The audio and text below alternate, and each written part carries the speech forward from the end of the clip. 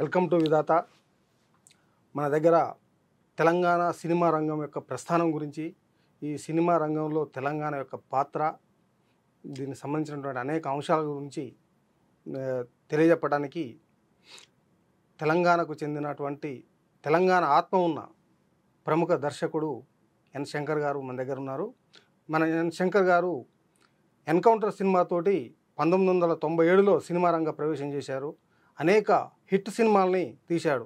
శ్రీరాములయ్య, యమజాతకుడు, జయం మనదేర, భద్రాచలం, ఆయుధం, రామ్, జైబోలో తెలంగాణ అన్నిటికంటే ప్రత్యేకమైనటువంటి సినిమా. తెలంగాణ ఉద్యమ సమయంలో ఆంధ్ర మూలాలు ఉన్నటువంటి తెలుగు పరిశ్రమ మీద ఒక గీత, స్పష్టమైనటువంటి గీత గీస్తూ తీసుకొచ్చినటువంటి సినిమానే జైబోలో తెలంగాణ. అలాంటి సినిమాలు తీసినటువంటి దర్శకుడు ఎన్ శంకర్ గారు మన దగ్గర ఉన్నారు. శంకర్ గారితో ఈ విషయాలన్నీ కూడా మనం మాట్లాడదాం. నమస్కారం సార్. నమస్తే అన్న. బాగుంది. తెలంగాణ అంటే సినిమా రంగం మొత్తం కూడా మూకీ సినిమాలు, తర్వాత టాకీ సినిమాలు వచ్చాయి. ఇట్లా జానపదాలు వచ్చాయి, సాంఘికము, కుటుంబ పద చిత్రాలు, మొత్తం ఈ సినిమా రంగం మొత్తం కూడా అనేక రకాల మార్పులు తీసుకొస్తూ ఇవాళ ఒక డిజిటల్ యుగంలో ఉంది. ఈ మొత్తం సినిమా రంగంలో ఈ తెలంగాణ యొక్క పాత్ర, తెలంగాణ సమాజం యొక్క పాత్ర, తెలంగాణ పాత్ర ఏంటి, ఎలా ఉంది? డెఫినెట్గా తెలంగాణ నేపథ్యంలో వచ్చిన అనేక సినిమాల్లో తెలంగాణ ఆత్మ ఉంటుంది. ఇక్కడున్న మట్టి మనుషుల వేదన, ఆవేదన, కల్చరు, ప్రత్యేకమైన కల్చర్ తెలంగాణకు ఉంది, ప్రత్యేకమైన సంస్కృతి తెలంగాణకు ఉంది. సో ఇవన్నీ కూడా ఏదో రూపంలో చాలామంది శామ్యాన్ గారి దగ్గర నుంచి, ముల్లాసన్ గారి దగ్గర నుంచి, నరసింహరావు గారి దగ్గర నుంచి, ఈవెన్ విఎస్ నారాయణ గారు, పైడి జయరాజు గారు, వీళ్ళందరూ కూడా తెలంగాణ నేపథ్యాన్ని, తెలంగాణ ఆత్మని ఆవిష్కరించడానికి అనేక ప్రయత్నాలు చేశారు. వాళ్ళ ప్రయత్నాలు సఫలీకృతమయ్యారు కూడా. ఎందుకంటే అనేకమైన అవార్డులు కానీ లేకపోతే ప్రశంసలు కానీ కూడా పొందిన సందర్భాలు చాలా ఉన్నాయి. కాకపోతే ఏంటంటే తెలుగు సినిమా అనేసరికి ఒక విస్తృతమైన వ్యాపార భాగస్వామిగా, వ్యాపారపరంగా ఒక విస్తృతమైన కమర్షియాలిటీ స్పేస్ వేరే ఉంటుంది, ఆ స్క్రీన్ స్పేస్ వేరే ఉంటుంది. తెలంగాణ సినిమా అనేసరికి ఏమవుతుందంటే, ప్రత్యేకంగా తెలంగాణ సినిమా అనేసరికి దానికి ఉండే యాక్టర్స్ ఇది కానీ, దానికి ఉన్న మార్కెట్ వైబిలిటీ కానీ చాలా లిమిటెడ్గా ఉంటుంది. సో కాబట్టి ఏంటంటే అది కొనసాగలేదు ఎక్కువ కాలం. నేనేం చేశానంటే ఒక ప్రయోగం చేయాలనుకున్నాను. ఎన్కౌంటర్ సినిమా కావచ్చు, శ్రీరాములయ్య కావచ్చు. శ్రీరాములయ్య అంటే బయోగ్రఫీ కాబట్టి దాంట్లో ఏమి కొత్తగా చూడించినవి కానీ లేకపోతే కల్పితమైనవి కానీ ఏమీ లేవు. ఉన్నదాన్ని ఇంటెన్సివ్గా చెప్పడానికి ప్రయత్నం చేశాను. సో అంటే ఒక ఆర్ట్ సినిమాని మనం ఒక ఆర్ట్ ఫామ్ని అనేక రూపాల్లో చెప్పవచ్చు. ఒక కమర్షియల్ వేలో హీరోయిజంతో సినిమాలు ఉంటాయి. అంటే కథా సారాంశంతో ఒక కథనే నమ్ముకొని, కథనే ప్రధానంగా పెట్టుకొని, ప్రధాన భూమికని కథని చేసుకొని చేసే సినిమాలు ఉంటాయి. సో అట్లాగే ఒక కమర్షియాలిటీ లేని ఒక అంశాన్ని, అంటే ప్రత్యేకంగా ప్రజలకు సంబంధించిన ఒక అంశాన్ని చెప్పాలనుకున్నప్పుడు కొంత కమర్షియాలిటీ అవసరం ఉంటే కమర్షియల్ వింగ్లోకి చేర్చి ఆ స్పేస్లోకి, ఆ స్క్రీన్ స్పేస్లోకి తీసుకెళ్ళగలిగితే డెఫినెట్గా ఎక్కువ మంది ప్రేక్షకులు చూస్తారు. ఈ సమాజంలోని రుగ్మతలు కావచ్చు, సమాజం పీడితులు కావచ్చు, సమాజాన్ని పీడించే వాళ్ళు కావచ్చు. సో అనేకమైన రుగ్మతల నుంచి బయటపడడానికి అది అద్భుతమైన అంశాన్ని, ఒక మనం అనుకున్న కాన్సెప్ట్ని, మనం అనుకున్న ఒక సారాంశాన్ని ఎక్కువ మంది ప్రజలకు రీచ్ అవ్వాలంటే దీన్ని కొంచెం కమర్షియల్ స్పేస్లో తీసుకెళ్ళి ఒక ఎక్స్పెరిమెంట్ చేస్తే బాగుంటుందని ఎన్కౌంటర్ కానీ, జయమందిరే కానీ ఇవన్నీ కూడా అదే పార్ట్నర్లో చేశాను. నేను చెప్పాలనుకున్న కథ, నేను చెప్పాలనుకున్న కాన్సెప్టు ఒక ప్రజలకు ఏం రీచ్ చేయాలో రీచ్ చేస్తూనే దాన్ని కమర్షియల్ వేవ్ లెంత్లో తీయటం వల్ల ఏంటంటే ఎక్కువ మంది చూడగలిగారు. ఎన్కౌంటర్ కానీ, జయమందిరే కానీ ఇవన్నీ ఎక్కువ మంది రీచ్ అవ్వటం ఏంటంటే దానికి ఉండే అప్రిసియేషన్ వేరే ఉంటుంది, దానిపైన చర్చ జరుగుతుంది. ఈ రోజుకి జయమందిరే సినిమా వస్తే దాని మీద ఒక చర్చ జరుగుతూ ఉంటుంది. సో ఆ రోజే మన మహాత్మా పూలే అంటే ఐడియల్ చాలామంది యాక్టివిస్టులకును, చదువుకున్న వాళ్ళకు, మేధావులకు తప్ప సామాన్య జనానికి ఎవరికి తెలియదు. కానీ జయమందిరే టైంలో మహాత్మా పూలే గురించి చెప్పి, సావిత్రిబాయి పూలే గురించి చెప్తే ఆ తర్వాత ఆయనకు వర్ధంతులు, జయంతులు గవర్నమెంట్లు మొదలుపెట్టినాయి. సో అట్లా మనం చెప్పాలనుకున్న పాయింట్ని ఎక్కువ మంది ప్రజలకు ఏ విధంగా రీచ్ అవుతుంది అనే దాని మీదే నేను ప్రయత్నం చేశాను. ఒకప్పుడు ఇండస్ట్రీ అనేది, సినిమా ఇండస్ట్రీ అనేది ఒక ఇండస్ట్రీ ఉండే. హీరోలు కానీ, యాక్టర్లు కానీ, విలన్లు కానీ, లేకపోతే ఇతర నటీనటులు ఎవరైనా కూడా ఆ కంపెనీలో ఉద్యోగస్తులు. కానీ ఆ దశ నుంచి ఈ దశకు అసలు ఈ మార్పు అనేది ఎట్లా జరిగింది? అయితే ఆ ట్రాన్స్ఫర్మేషన్ అనేది మీరు చెప్పినట్టు ఎన్టీ రామారావు గారు, అక్కినేని నాగేశ్వరరావు గారు, ఎస్వి రంగారావు గారు, భానుమతి గారు, అంజలిదేవి గారు, అంత అంటే అప్పటి గొప్ప గొప్ప సూర్యకాంతం గారు, ఆ గొప్ప గొప్ప నటులంతా కూడా ఇప్పుడు నిర్మాత డిసైడ్ వాళ్ళందరినీ కూడా నిర్మాత పిక్ చేసి తీసుకునేవాడు. తీసుకుని నెలకు జీతం ఇచ్చేసి ప్రతిరోజు ఆయన స్టూడియోకి, విజయవాహిని స్టూడియోకి వెళ్ళటము, అక్కడ ఏ సినిమా ఆ కథకు సంబంధించిన అంశాలని, ఆ కథ ప్రాక్టీస్ని, దానికి సంబంధించిన కథకు సంబంధించిన వాటిని మాట్లాడుకోవటము, మళ్ళీ ఈవినింగ్ అయిపోతే ఆఫీస్ టైం లాగా ఈవినింగ్ అయితే వెళ్ళిపోవటము, షూటింగ్ అప్పుడు షూటింగ్ ప్రకారం షెడ్యూల్ ప్రకారం చేసుకోవటం. సో నెల జీతంతో పనిచేసిన గొప్ప గొప్ప మహానటులు ఉన్నారు ఆ రోజు. ముందు నిర్మాత అప్పట్లో ఏం చేసామంటే ఒక కథని ఒక కథకుడిని పిలుచుకొని తనకు ఒక నచ్చిన కథని సెలెక్ట్ చేసుకునేవాడు. ఫస్ట్ ప్రాసెస్ అట్లా ఉండేది. ఆ కథకు సెలెక్ట్ చేసుకున్న తర్వాత ఈ కథని ఏ డైరెక్టర్ అయితే బాగా తీయగలుగుతాడు అంటే కొన్ని ఇప్పుడు కుటుంబ కథా చిత్రాలు ఉంటాయి, లేకుంటే ప్రేమ కథా చిత్రాలు ఉంటాయి, లేకుంటే సాంఘిక అంశాల మట్టి చిత్రాలు ఉంటాయి, కథలు ఉంటాయి. తర్వాత లేకుంటే ఇట్లా కమర్షియల్ వేవ్ దీంట్లో ఒక హీరో సెంట్రిక్ కథలు ఉంటాయి. ఇట్లాంటి అనేక కథల్లో ఏ జోనర్లో అయితే ఆయన సెలెక్ట్ చేసుకున్నాడో ఈ కథని ఏ దర్శకుడు బాగా దీన్ని డీల్ చేయగలుగుతాడు అనేది ఆలోచించుకొని ఉన్న 10 మంది 15 డైరెక్టర్లో ఈయనైతే బెటర్ అనుకుని ఆయన పిలుచుకునేవాడు ఫస్ట్. సో అంటే ఆ విధానం అట్లుండేది. సో ఆయన పిలుచుకొని ఆయన కథ వినిపించేవాడు. కథ నీకు నచ్చిందంటే సినిమా చేద్దామంటే ఆ కథ నచ్చింది ఆయనకన్నా మార్పులు చెప్తే చేసుకొని ఇప్పుడు హీరో ఎవరంటే హీరో ఎవరి దగ్గరికి వెళ్దాము, ఇప్పుడు ఈ కథకి హీరోలు ఎవరు బాగుంటారు అని అంటే వీళ్ళు అనుకున్న హీరోల్లో కొన్ని పేర్లు, లేకుంటే ఇది కొత్త వాళ్ళతో వెళ్ళిపోదామని, లేకుంటే చిన్న వాళ్ళతో ఇప్పుడు అప్పట్లో స్టార్లు కాకుండా ప్యారలల్గా ఒక 7 మంది హీరోలు 10 మంది హీరోలు ఉండేవాళ్ళు. ఆ ప్యారల్ హీరోలు కాకుండా ఇంకా యంగ్స్టర్స్ ఉండేవాళ్ళు. సో 3 జనరేషన్స్ పనిచేసేవి. ఒక పెద్ద తరంలో ఉండే స్టార్స్, నెక్స్ట్ రేంజ్, ఆ నెక్స్ట్ రేంజ్ ఉండే యంగ్స్టర్స్, ఈ మూడు కేటగిరీల్లో ఉండే యాక్టర్స్ దొరికేవాళ్ళు అప్పట్లో.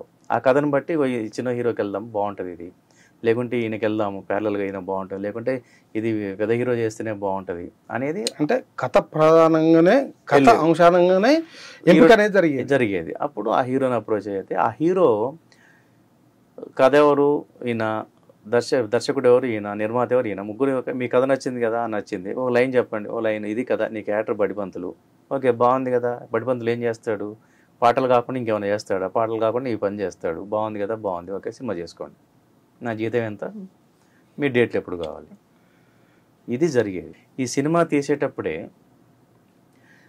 అప్పట్లో ఒక పర్మనెంట్ డిస్ట్రిబ్యూషన్ ఆఫీసులు ఉండేవి. నైజాంకి ఒక 4-5 ఆఫీసులు, ఆంధ్రాకి సంబంధించి, సీడెడ్కి సంబంధించి ఇట్లా పర్మనెంట్ ఒక కెపాసిటీ కలిగి ఆ డిస్ట్రిబ్యూటర్లకు కూడా సినిమా నాలెడ్జ్ ఉండి దర్శకులతో, నిర్మాతలతో, హీరోలతో పరిచయాలు ఉన్న డిస్ట్రిబ్యూటర్లు ఉండేవాళ్ళు. సంస్థలే ఆ సంస్థలు ఏంటంటే ఆ సంస్థలకి ఎగ్జిబిటర్స్ ఎవరైతే సినిమా థియేటర్ ఓనర్లు ఉంటారో వాళ్ళకు ఆ డిస్ట్రిబ్యూటర్లకి వాళ్ళకి మధ్య బ్యూటిఫుల్ రిలేషన్షిప్ ఉండేది, బాండింగ్ ఉండేది. ఎందుకంటే ఈ డిస్ట్రిబ్యూటర్ ఒక మంచి సినిమా తీసుకొస్తాడు, మన థియేటర్లో వేస్తే మనకు వర్కౌట్ అవుతుంది. సో అట్లా ఆ ఎగ్జిబిటర్ అనే అతను డిస్ట్రిబ్యూటర్కి మీరు సినిమా కొనుక్కోండి, డబ్బులు ఇస్తాను, ఇంత అడ్వాన్స్ ఇస్తాను. ఈ డిస్ట్రిబ్యూటరు పలాని నిర్మాత సినిమా చేస్తున్నాడు, అంతకుముందు సినిమాలు బాగున్నాయి, ఆయనతో మనకు రిలేషన్షిప్ బాగుంది, కాబట్టి మీరు సినిమా తీయండి, ఏ సినిమా తీస్తున్నారో ఇంత అడ్వాన్స్ ఇస్తాను. సో ఆ రోజు 15 to 20% నిర్మాత దగ్గర డబ్బు ఉంటే 100% సినిమా కంప్లీట్ అయ్యేది. కింది నుంచి డబ్బు వచ్చేది, ఎగ్జిబిటర్ దగ్గర నుంచి డిస్ట్రిబ్యూటర్ దగ్గర నుంచి నిర్మాతకి డబ్బు వచ్చేది. ఇంకా రిలీజ్ ఆ సంస్థలో పెట్టేవాళ్ళు, డబ్బులు వస్తే అందరు పంచుకునేవాళ్ళు, డబ్బులు పోతే ఇంకో సినిమా తీయమని వాళ్ళే చెప్పేవాళ్ళు, ఇది పోయింది సార్ ఇంకో సినిమా తీయండి అనేవాళ్ళు. అంటే ఆ నిర్మాతకు పని ఉంది, ఇంకో సినిమా ప్రయత్నంలో ఉండేవాడు, ఇంకో కథ ఇంటూ ఉండేవాడు, ఇంకో దర్శకుని పెట్టుకునేవాడు. ఒక హీరో డేట్లు, ఒక కథ, ఒక సినిమాకి కావాల్సిన ఎన్విరాన్మెంట్ మొత్తం అక్కడ సమకూరేది. సో మళ్ళీ ఎగ్జిబిటర్ నుంచి ప్రొడ్యూసర్ దాకా మళ్ళీ ఆ రిలేషన్షిప్ కంటిన్యూ అవుతూ ఉండేది. అంటే అప్పట్లో ఒక నిర్మాతకు అప్పులు తెచ్చి సినిమాలు తీసే పరిస్థితి ఉండకపోయేది, కొంత ఫైనాన్స్ ఉండేది, జస్ట్ కొంచెం అంతే. నామినల్ మెజారిటీ కింద నుంచి వచ్చేది, నామినల్ గా ఫైనాన్స్ ఉండేది, కానీ పెద్ద మొత్తంలో ఫైనాన్స్ ఉండదు. 20% ఆయన ఇన్వెస్ట్ చేసుకుంటే 20% ఫైనాన్స్, మిగతా 50 to 60% కింది నుంచి పై దాకా వెళ్ళేది. సో కొన్నిసార్లు ఫైనాన్స్ లేకుండానే డిస్ట్రిబ్యూషన్ సంస్థలు డబ్బులు ఇచ్చి నిర్మాతల దగ్గర రూపాయి లేకపోతే డిస్ట్రిబ్యూషన్ సంస్థలు డబ్బులు ఇనిషియల్ కొబ్బరికాయ ముహూర్తం కోసం కొట్టే కొబ్బరికాయ దగ్గర నుంచి డబ్బులు ఇచ్చిన సందర్భాలు చాలా ఉన్నాయి. అవి సూపర్ హిట్ అయిన సందర్భాలు ఉన్నాయి. సో ఆ రిలేషన్షిప్ కంటిన్యూ అవుతూ వచ్చేది. ఇప్పుడు జరుగుతున్న విధ్వంసం ఉండేది కాదు. పోతే అసలు మొత్తం ఇల్లు, ఆఫీసులు, థియేటర్లు అమ్ముకున్నారు. లాస్ట్ 10 yearsలో చాలామంది అడ్వాన్స్లు ఇచ్చి రిటర్న్ రాక, ఎంజీలు పెట్టి రిటర్న్ రాక, ఎన్ఆర్ఎల్ ఇచ్చి రిటర్న్ రాక థియేటర్లు అమ్ముకునే సందర్భాలు ఉన్నాయి. థియేటర్లు అమ్మేయటం. సో అప్పట్లో లాభమైనా నష్టమైనా కూడా ఒక పద్ధతి ప్రకారం ఉండేది. మొత్తం పడిపోకపోయి డ్రాస్టిక్ ఉండేది కాదు. లాభం వచ్చినా కూడా బ్యూటిఫుల్గా వాళ్ళు మళ్ళీ ఇంకో సినిమా తీయడానికి పనికి వచ్చే విధంగా ఉండేది. నష్టం వచ్చినా ఊపిరి పీల్చుకునేటట్టుగా ఉండేది. ఒక ఎన్విరాన్మెంట్ ఫ్రెండ్లీ ఉండేది, మంచి వాతావరణం. సో ఇప్పుడు ఏమైంది, ఎప్పుడైతే స్లాబ్ సిస్టమ్ వచ్చిందో, ఈ స్లాబ్ సిస్టంలో ఏంటంటే మీరు థియేటర్లో టికెట్ సీటు ఫుల్ అయినా కాకపోయినా నెల కింద షో కింద కట్టాల్సిందే అనేది ఎప్పుడైతే వచ్చిందో అప్పుడు ఏమవుతుందంటే హీరో సినిమా ఉంటే తప్ప ఆడియన్స్ రారు. ఫస్ట్ డే కానీ, సెకండ్ డే కానీ, మార్నింగ్ షో కానీ. సో ఇప్పుడు ఇట్లాంటి సినిమా వారం బతికించుకోవడం అనేది కష్టం. ఇప్పుడున్న స్లాబ్ సిస్టంలో వారం ఎట్లా బతికిస్తారు? మీకు 20%, 30% ఫుల్ కెపాసిటీ వస్తే 100%కి మీకు డబ్బులు కట్టాలంటే ఎట్ట కట్టగలుగుతారు? థియేటర్ ఓనరు సినిమా తీసేస్తారు. కాబట్టి మంచి సినిమా కిల్ అయింది. ఈ స్లాబ్ సిస్టంలో థియేటర్ రెంట్లు థియేటర్లు వాళ్ళు మెయింటైన్ చేయలేక లీజ్ వాళ్ళకి ఇవ్వటం మొదలుపెట్టారు. వచ్చి మేము థియేటర్ మెయింటైన్ చేసుకుంటాం. ఇప్పుడు ఎవరైతే సినిమాలు ఎక్కువ డిస్ట్రిబ్యూటర్ చేస్తున్నారో, డిస్ట్రిబ్యూటర్లు చేసుకునే వాళ్ళు ఏంటంటే థియేటర్ మెయింటైన్ చేయలేక నేను చేసుకుంటా, ఇచ్చేయి అడ్వాన్స్ ఇంత ఇస్తాం, థియేటర్ రెన్యువేట్ చేస్తాము అనే దాంతో ఒక వ్యాపారం స్టార్ట్ అయింది. అంటే ఒక ఎగ్జిబిటరు, డిస్ట్రిబ్యూటరు, నిర్మాత, ఈ 3 దిశలుగా ఉన్న ఒక వ్యవస్థ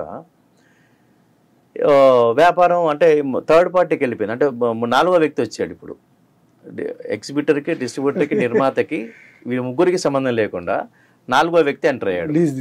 ఈ 4వ వ్యక్తి గుప్పెట్లో ఈ ముగ్గురు ఉన్నారు. ఇప్పుడు సో ఈ 4వ వ్యక్తి మెయింటైన్ చేస్తుంటారు ఏ థియేటర్లో సినిమా పడాలి, ఏ డిస్ట్రిబ్యూటర్. ఇప్పుడు ఈ 4వ వ్యక్తి ఎంటర్ అయిన తర్వాత ఈ 3 కొంతకాలం పడుతూ లేస్తూ నడిచాయి. ఇప్పుడు మీకు ఇప్పుడు ఇదే పరిణామము మలయాళంలో లేదు, ఇంత గుత్తాధిపత్యం లేదు, బెంగాల్లో లేదు. ఈ రోజుకి సమాంతరమైన సినిమా, కళాత్మకమైన సినిమానో, లేకపోతే చైతన్యం చేసే సినిమానో, లేకపోతే ప్రజలకు సంబంధించిన సినిమానో, లేకపోతే అది ఏ రకమైన సినిమా అయినా కావచ్చు, కథాంశాన్ని ఒక అద్భుతమైన విలువల్ని జోడించే సినిమా అనేది ప్యారలల్ సినిమా అనుకుంటే, ఆ ప్యారలల్ సినిమా ఈ రోజుకి మలయాళము, బెంగాల్లో బతుకుతూనే ఉంది. తమిళ్లో కూడా. ఎందుకు తమిళ్లో ఇంకా బతుకుతుందంటే అక్కడ ఆ కథాంశాలని స్టార్లు చేస్తున్నారు. సమాంతరమైన కథలు ఎందుకు బతుకున్నాయి అంటే అక్కడ స్టార్లు చేస్తున్నారు కాబట్టి తమిళ సినిమా ఇంకా బతికుంది సమాంతరమైన కథలకి.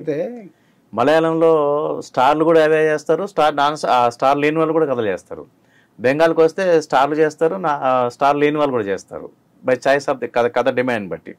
సో ఆ ప్రేక్షకులు బతుకున్నారు. ఇంకా మనకి అంశాలు, సామాజిక అంశాలు ఉంటాయి. ఎందుకంటే ఇప్పుడు బ్రహ్మయుగం వచ్చింది, కాంతార, అసలు జై భీమ్ సినిమాను చూస్తే అసలు ప్రజెంట్ సిచ్యువేషన్ మన కళ్ళకు కట్టినట్టు కనిపిస్తుంది. అవును, అది హీరో చేయబట్టి మీకు తెలిసింది. అలాంటి సినిమాలు అంటే తెలంగాణలో కానీ ఏపీలో కానీ అలాంటి సామాజిక అంశాలు చాలా ఉన్నాయి. కానీ ఇలాంటి సినిమాలు ఇక్కడ ఎందుకు రావడం లేదు? అదే ఇప్పుడు అట్లాంటి సినిమాలు చేయాలంటే ఇప్పుడు నాకు కూడా నాకు లాంటి వాళ్ళకు చాలామందికి ఉన్న సమస్య ఏంటంటే ప్రజలకు సంబంధించిన ప్రజల కోణంలో చేసే ఒక అద్భుతమైన సినిమా చేయాలంటే ఆ కంటెంట్ రీచ్ అవ్వాలి ప్రజలకి. అది రీచ్ అవ్వాలంటే స్క్రీన్ ఏజ్ ఇమేజ్ ఉన్న యాక్టర్ కావాలి. ఒక అంశాన్ని ఎవరితో పడితే వాళ్ళతో మనం సినిమా చేస్తే అది రీచ్ కాదు. స్క్రీన్ ఏజ్ ఇమేజ్ ఉన్న హీరో చేస్తే మీరు అంటారు శంఖంలో పోస్తే తీర్థం అవుతుందని. అంతే కదా, తీర్థము శంఖంలోంచి పోస్తే తీర్థం అనుకుంటా తాగుతాము. అట్లాగే హీరోకి స్క్రీన్ ఏజ్ ఇమేజ్ 2 ఉండాలి. అట్లాంటి ఏజ్ ఇమేజ్ ఉన్న హీరోలకి సరిపడే కథలు చేస్తే అవి అద్భుతమైన రిజల్ట్స్ మంచి సక్సెస్ఫుల్ కేటగిరీకి వెళ్తుంది. ప్రేక్షకులు కూడా దాన్ని ఆదరిస్తారు. ఈరోజు ఏమైంది, తెలుగు ప్రేక్షకులందరినీ కూడా ఒక మంచి సినిమాను చూసే ప్రేక్షకుల్ని తెలుగు ఇండస్ట్రీ చంపుకుంటుంది. అది తెలంగాణ కావచ్చు, ఆంధ్ర కావచ్చు, ఎనీ ప్లేస్. ఒక మంచి ప్రేక్షకుడిని ప్రేక్షకుడికి కూడా అద్భుతమైన అభిరుచి ఉంటుంది, అద్భుతమైన అభిరుచి ఉంది. కాబట్టి ఇంతకాలం ఇండస్ట్రీ కొనసాగుతుంది. లేకుంటే లైఫే లేదు కదా. ఎస్. అదే ఇంతకుముందు మనం మాట్లాడుకున్నట్టు సినిమా ఇండస్ట్రీ వ్యవస్థ అనేది థర్డ్ పార్టీకి వెళ్ళిపోయింది, అసలు సంబంధం లేని పార్టీకి వెళ్ళిపోయింది. డిసైడింగ్ ఫ్యాక్టర్ అనేవాళ్ళు. ఇప్పుడు ఇట్లాంటి కథాంశాలతో సినిమా చేస్తే ఒక స్టార్ చేయాలి, చేస్తే మీకు థియేటర్ దొరుకుతుంది. ఇప్పుడు మెయిన్ సినిమా దేనికోసం తీస్తాం మనము? ప్రేక్షకుల కోసం తీస్తాం. మన అభిరుచిని, ప్రేక్షకుల అభిరుచిని రెండింటిని కంపేర్ చేసుకుంటూ దాని కనెక్టివిటీ ఇచ్చుకుంటూ మనం ఇది ఇట్లాంటివి చేస్తే ప్రేక్షకులు దీన్ని ఆదరిస్తారు, ఇట్లాంటివి చేస్తే ప్రేక్షకుల ఆదరణతో పాటు అభినందనలు వస్తాయి. ఆదరించడం వేరు, ఆదరించడంతో పాటు అభినందనలు తీసుకోవడం కూడా వస్తాయి. అది కదా చాలా ఇంపార్టెంట్. ఇప్పుడు ఒక సినిమా ఉంటే నవ్వుతూ ఎంజాయ్ చేస్తూ బాగుంది అనుకుంటే వెళ్ళిపోతారు. కానీ అట్లాంటిదే ఇంకో సినిమా, ఇంకో రకమైన సినిమా చేస్తే ఆనందంతో పాటు ఆదరించడం పాటు అభినందిస్తారు. ఇప్పుడు మీరు అన్నట్టు జై భీమ్ సినిమా, మీరు సినిమా చూసి ఆనందపడ్డారు, ఆనందపడటము ఆదరించడం చేశారు. ఆదరించడం దాంతో ఆగిపోలే, మీరు దాన్ని అభినందించడం మొదలెట్టారు. నేనే చాలా మీటింగ్లు కండక్ట్ చేసాము, చాలా మీటింగ్లు మాట్లాడే విషయం. సో అభినందించడం మొదలెట్టారు. కారణం ఏంటి అంటే ఆ సినిమాలో ఉన్న కంటెంట్ వాల్యూ. సో అది మనకు రీచ్ అవ్వాలి. అంటే మీరు జై భీమ్ ఫర్ ఎగ్జాంపుల్, జై భీమ్ కావచ్చు, ఇంక ఎనీ అదర్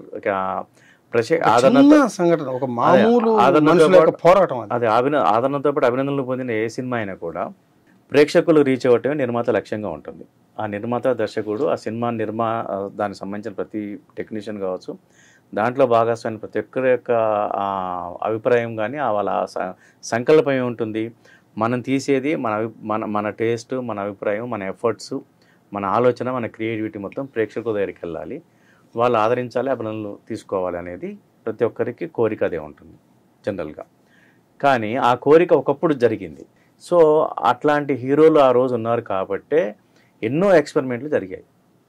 ఇప్పుడు అక్కినేని నాగేశ్వరరావు, విప్రనారాయణ చేసిన నాగేశ్వరరావు గారు ఆయన కూడా అనేక ప్రయోగాలు చేశాడు. కృష్ణ గారు చేయని ప్రయోగమే లేదు.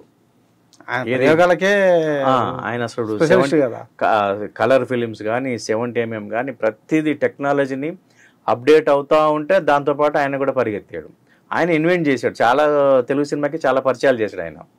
సో జేమ్స్ బాండ్ చేసినా, అల్లూరి సీతారామన్ చేసినా, లేకపోతే ఆయనకే చెల్లింది. అంటే ఆ ఎక్స్పెరిమెంట్ ఆయనే మళ్ళీ 12 కాపురం చేశాడు, ఆయనే పచ్చని సంసారం చేశాడు. ఒక 12 కాపురం పచ్చని సంసారం చేసిన ఒక హీరో ఈ రూట్లో అంటే అనేక విభిన్నమైన కథల్ని, విభిన్న పాత్రను ఎన్నుకోవటం అంటే అంత ఈజీ కాదు. వాళ్ళకి ఆ కెపాసిటీ ఉంది, వాళ్ళకి ఆ ధైర్యం ఉంది. ఈనాడు ద్వారా చేశాడు కదా ఈనాడు. సో గవర్నమెంట్ మార్చింది ఆ సినిమా. అవును. సో ఆయన వాళ్ళ శక్తి పట్ల, వాళ్ళ సమర్థత పట్ల వాళ్ళకు గట్టి నమ్మకం ఉంది, వాళ్ళ జడ్జిమెంట్ పట్ల వాళ్ళకు నమ్మకం ఉంది. సో ఆ నమ్మకం, ఆ జడ్జిమెంటు అది ఒక అద్భుతమైన మంచి మంచి సినిమాలు చేయడానికి సహకరించింది. సో అట్లాంటి హీరోలు మనకు కావాలి ఈరోజు. ఎందుకంటే ఫైనల్గా ఏంటంటే మనం ఏం చేసినా కూడా సినిమా ప్రేక్షకుల దగ్గర చేర్చాలంటే మనం సినిమా చేస్తాం, దానికి హీరో దొరకలేదు అనుకోండి, మామూలు సినిమా చేయాలి, మామూలు యాక్టర్తో చేయాలి. రేపు థియేటర్కి ఎట్టెళ్తుంది, అది థియేటర్ ఇవ్వడు కదా. థియేటర్ ఎందుకు ఇవ్వడు? నీకు ఓపెనింగ్ రాదు, నేను థియేటర్ చేంజ్ చేసుకుంటాను, నాకు రెంట్లు పెరిగిపోయినాయి, కరెంట్ రేట్లు పెరిగిపోయినాయి, నేను కట్టాల్సింది పెరిగిపోయింది, కాబట్టి నీ థియేటర్ ఇచ్చి నేను లాస్ అవ్వాలి అనేది వాళ్ళ కోణం. ఇప్పుడు ఎగ్జిబిటర్ కోణంలో, లెజీ కోణంలో కావచ్చు, ఎగ్జిబిటర్ కోణం కావచ్చు, డిస్ట్రిబ్యూటర్ కోణం కావచ్చు, ఎగ్జిబిటర్ ఎవరైనా సరే వాళ్ళకి ఆలోచన ఎట్లా ఉంటుంది, నీ సినిమా నా థియేటర్లో వేస్తే ఓపెనింగ్ రాకపోతే నాకు లాస్ కదా, లాస్ ఎవరు ఇస్తారు? చాలా థియేటర్లు ముందే ప్రొడ్యూసర్ దగ్గర ఒక వారానికి సంబంధించిన రెంట్ని తీసుకొని థియేటర్లు ఇచ్చిన సందర్భాలు ఉన్నాయి. చాలా థియేటర్లు ముందే అడ్వాన్స్ కదా, అంటే సినిమా థియేటర్తో పాటు నిర్మాత ఓ థియేటర్కి అడ్వాన్స్ వారం రోజులు అడ్వాన్స్ ఇచ్చిన సందర్భాలు చాలా ఉన్నాయి తెలుగులో. సో కాబట్టి నేను సినిమా తీయాలి, నీ థియేటర్ల కోసం దండం పెట్టుకోవాలి, రేపు ఎట్లా ఓపెనింగ్ రావు తీసేస్తావు, నేను ఆ సినిమా ఒక 4 రోజులు రన్ అవుతూ ఉంటే వారానికో 10 రోజులకో పికప్ అయితే అది మంచి సినిమా గుర్తింపు పడుతుంది, ప్రేక్షకులు వస్తారు, లాభం వస్తుంది. ఆ ప్రయాణం అనేది సాగకుండా కడుపులో ఉన్న బిడ్డని కడుపులో చంపేయటం, వాడు నిజంగా పాపం ఏదో సర్జరీ చేయించి హాస్పిటల్లో డబ్బున్న అయితే ఒక డాక్టర్ని పట్టుకొని సర్జరీ చేయించి బయటికి బిడ్డని తీసుకొస్తే పురిట్లోనే చంపేయటం సినిమా పరిస్థితి. అది ఈరోజు ఒక అద్భుతమైన ప్యారలల్ సమాంతరమైన సినిమాకి ఉన్న పరిస్థితి ఏంటంటే వాడు సినిమా తీసి కడుపులోనే చంపేసుకుంటాడు, విడుదల కాకముందుకే చంపేస్తాడు, వదిలేస్తాడు. కొన్ని ఏమో పాపం ధైర్యం చేసి ఇట్లా నేను చెప్పినట్టు థియేటర్లకు కూడా అడ్వాన్స్లు ఇచ్చి అతనికి ఉన్న ప్యాషను, అతనికి ఆ సినిమా నమ్మకంతో వారం రోజులు రెంట్కి అడ్వాన్స్లు ఇచ్చి థియేటర్లో వేస్తే అది ఓపెనింగ్ రాకపోతే పురిట్లో చంపేసుకోవటం. ఈ రెండు తెలుగు సినిమాకున్న శాపం. ఇప్పుడు తెలంగాణ సినిమా కావచ్చు, తెలుగు సినిమా కావచ్చు, సమాంతర సినిమా కావచ్చు. ఇప్పుడు ఈ శాప విముక్తి జరగాలంటే ఏం జరగాలి? వ్యవస్థ మారాలి. అంటే వ్యవస్థ అంటే ఏం మార్పు రావాలి? ప్రభుత్వ నిర్ణయాలు తీసుకోవాలి. అంటే ఏం నిర్ణయం తీసుకుంటే ఈ దురవస్థ మారుతుంది? ఈ దురవస్థ మారాలంటే ఎఫ్డీసీ స్ట్రాంగ్గా పనిచేయాలి. గవర్నమెంట్లో తెలంగాణలో కానీ ఆంధ్రాలో కానీ ఎఫ్డీసీ స్వయం అంటే దానికి నిర్ణయించే ఒక శక్తి సామర్థ్యాన్ని నిర్ణయించే శక్తిని గవర్నమెంట్ ఇవ్వాలి. గతంలో ఎఫ్డీసీ ఇన్సెంటివ్స్ ఇచ్చేది. ఒక నిర్మాత ఒక మంచి సినిమా తీస్తే దానికి ఉన్న గైడ్లైన్స్లో సినిమా తీస్తే ఆ సినిమాకి మేము ఇంతవరకు సబ్సిడీ ఇస్తాము, ఇంత మీ బడ్జెట్ బట్టి ఇస్తాము, ఇది ఒక పద్ధతి ఉండేది. లేదనుకుంటే ఎఫ్డీసీ కానీ ఎన్ఎఫ్డీసీ కానీ కథలు విని, ఇప్పుడు శేఖర్ కమల ఇనిషియల్ సినిమాలన్నీ ఎన్ఎఫ్డీసీ తీసినాయి, నిర్మాతలు ఎవరు చేయలేదు. సో అంటే చాలామంది డైరెక్టర్లు అట్లా ఎదిగొచ్చారు. హిందీలో కానీ మరాఠీలో కానీ బెంగాల్లో కూడా చాలా వరకు ప్రభుత్వ సంస్థల నుంచి బయటకు వచ్చిన సినిమాలే ఆస్కార్కి వెళ్ళినాయి చాలా వరకు. సో ఇప్పుడు కూడా గవర్నమెంట్లో ఏం చేయాలంటే దాన్ని వ్యవస్థీకృతం చేయాలి. ఇన్సెంటివ్స్ ఇవ్వాలి, సబ్సిడీలు ఇవ్వాలి, లేకుంటే ఎఫ్డీసీ నిర్మించాలి. ఎఫ్డీసీ నిర్మించినప్పుడు ఆ కథని సెలెక్ట్ చేయడానికి ఒక టీం పెట్టుకోవాలి. అది తెలంగాణ ఫిల్మ్ డెవలప్మెంట్ కార్పొరేషన్ అయితే తెలంగాణ అంశాలు ఏమున్నాయి, తెలంగాణ సామాజిక అంశాలు ఉన్నాయి, తెలంగాణ మట్టి వాసన ఏంటి, తెలంగాణ కల్చర్ ఏంటి, ఇక్కడ సంస్కృతి ఎలా ఉంటుంది, ఈ సంస్కృతిని. ఎందుకంటే మనం తెలంగాణ ఉద్యమంలో ఇట్లా పీర్లను ఎత్తాము, బోనాలు ఎత్తాము, సబ్బండ కులాలు తెలంగాణ ఉద్యమంలో పాల్గొన్నారు. అంటే వీళ్ళు కులాలకు మతాలకు అన్నిటికీ అతీతంగా పాల్గొన్నారు. కొంతమంది ప్రాంతాలకు అతీతంగా ఉన్న ఒక డెమోక్రాట్స్ కూడా తెలంగాణ ఉద్యమాన్ని సమర్థించిన వాళ్ళు ఉన్నారు. సో ఇవన్నీ రేపు బయటకు రావాలి అంటే తెలంగాణ సంస్కృతి చాలా గొప్పదని చెప్పాం, మనం గొప్పదని చూపించాం కూడా. ఇక్కడ ఉన్న ఉగ్గుటోళ్ళు కావచ్చు, పేరణి కావచ్చు, ప్రత్యేకమైన కళలు ఉన్నాయి. ఇక్కడ 64 కళలు అంటారు కానీ ఇక్కడ 125 కళలు ఉన్నాయి తెలంగాణలో. అవన్నీ కూడా అంతరించిపోతూ ఉన్నాయి. సో వీటినంటిని టేక్ ఓవర్ చేసుకొని మీరు ఒక మంచి కథాంశాలు ఎవరైనా మీ దగ్గరికి వస్తే ఎఫ్డీసీకి నా కథ ఇది, నేను ఈ సంస్కృతిని చేస్తాను, లేకపోతే మట్టి వాసన చూపిస్తాను, లేకుంటే ఇక్కడ నేపథ్యాన్ని చూపిస్తాను, లేకుంటే ఇక్కడ కుటుంబ నేపథ్యాన్ని చూపిస్తాను. ఇప్పుడు తెలంగాణ అనగానే ఒక పోరాటం ఒకటే కాదు కదా, అనేకమైన అంశాలతో ఉన్నాయి, సంస్కృతి అంశాలు ఉంటాయి. ఇక్కడ పండుగలు, లేకపోతే ఇక్కడున్న ఫ్యామిలీ మధ్య ఉండే స్ట్రగుల్స్ ఎలా ఉంటాయి, లేకపోతే ఇప్పుడున్న ప్రీవియస్ జనరేషన్కి 20 సంవత్సరాల ముందు 40 సంవత్సరాల ముందు ఉన్న జనరేషన్స్కి ఇప్పుడున్న జనరేషన్స్కి వ్యత్యాసం ఎట్లా, అనేక కథాంశాలు ఉంటాయి. కొన్ని వందల షార్ట్ స్టోరీస్ ఉంటాయి సినిమాలు తీయడానికి సరిపడేవి. సో ఇవన్నీ కూడా ఒక ఎఫ్డీసీ తీసుకొని మీరు ఏం చేస్తారంటే, నేను పలానా కథ చేయడానికి ఇష్టపడుతున్నాను, మీరు చదివి మీకు ఇష్టమైతే చేయండి అని అంటే ఎఫ్డీసీ ఒక కమిటీ వేసుకొని ఆ కమిటీ సెలెక్ట్ చేసుకొని ఈ సినిమా చేస్తే బాగుంటుంది, కథ చేయొచ్చు మనం, దీన్ని కాస్టింగ్ ఏంటి, బడ్జెట్ ఏంటి డిసైడ్ చేసి ఆ బడ్జెట్ వాళ్ళకి ప్రొడ్యూసర్కి ఇస్తే దాంట్లో ప్రొడ్యూసర్ కూడా రెస్పాన్సిబుల్ కాబట్టి 20% నువ్వు పెట్టుకో, 70% మేము ఇస్తాం, లేదా 30% నువ్వు పెట్టుకో, 70% మేము ఇస్తాం అని చెప్పేసి 30%, ఒకప్పుడు 20%, ఇప్పుడు 30% ప్రొడ్యూసర్ దగ్గర తీసుకోండి. ఈ ఖర్చు పెట్టిన దాని కొద్దీ మీకు రివ్యూ ఎట్లా స్క్రీనింగ్ ఉంటుంది, మీకు చూసి మీరు మళ్ళీ మిగతా అమౌంట్ రిలీజ్ చేయండి. మీరు సినిమా తీయించండి ఎఫ్డీసీ. మీరు ఎఫ్డీసీ సినిమా తీస్తే రేపు ఆటోమేటిక్గా థియేటర్ ఇవ్వాల్సి వస్తుంది.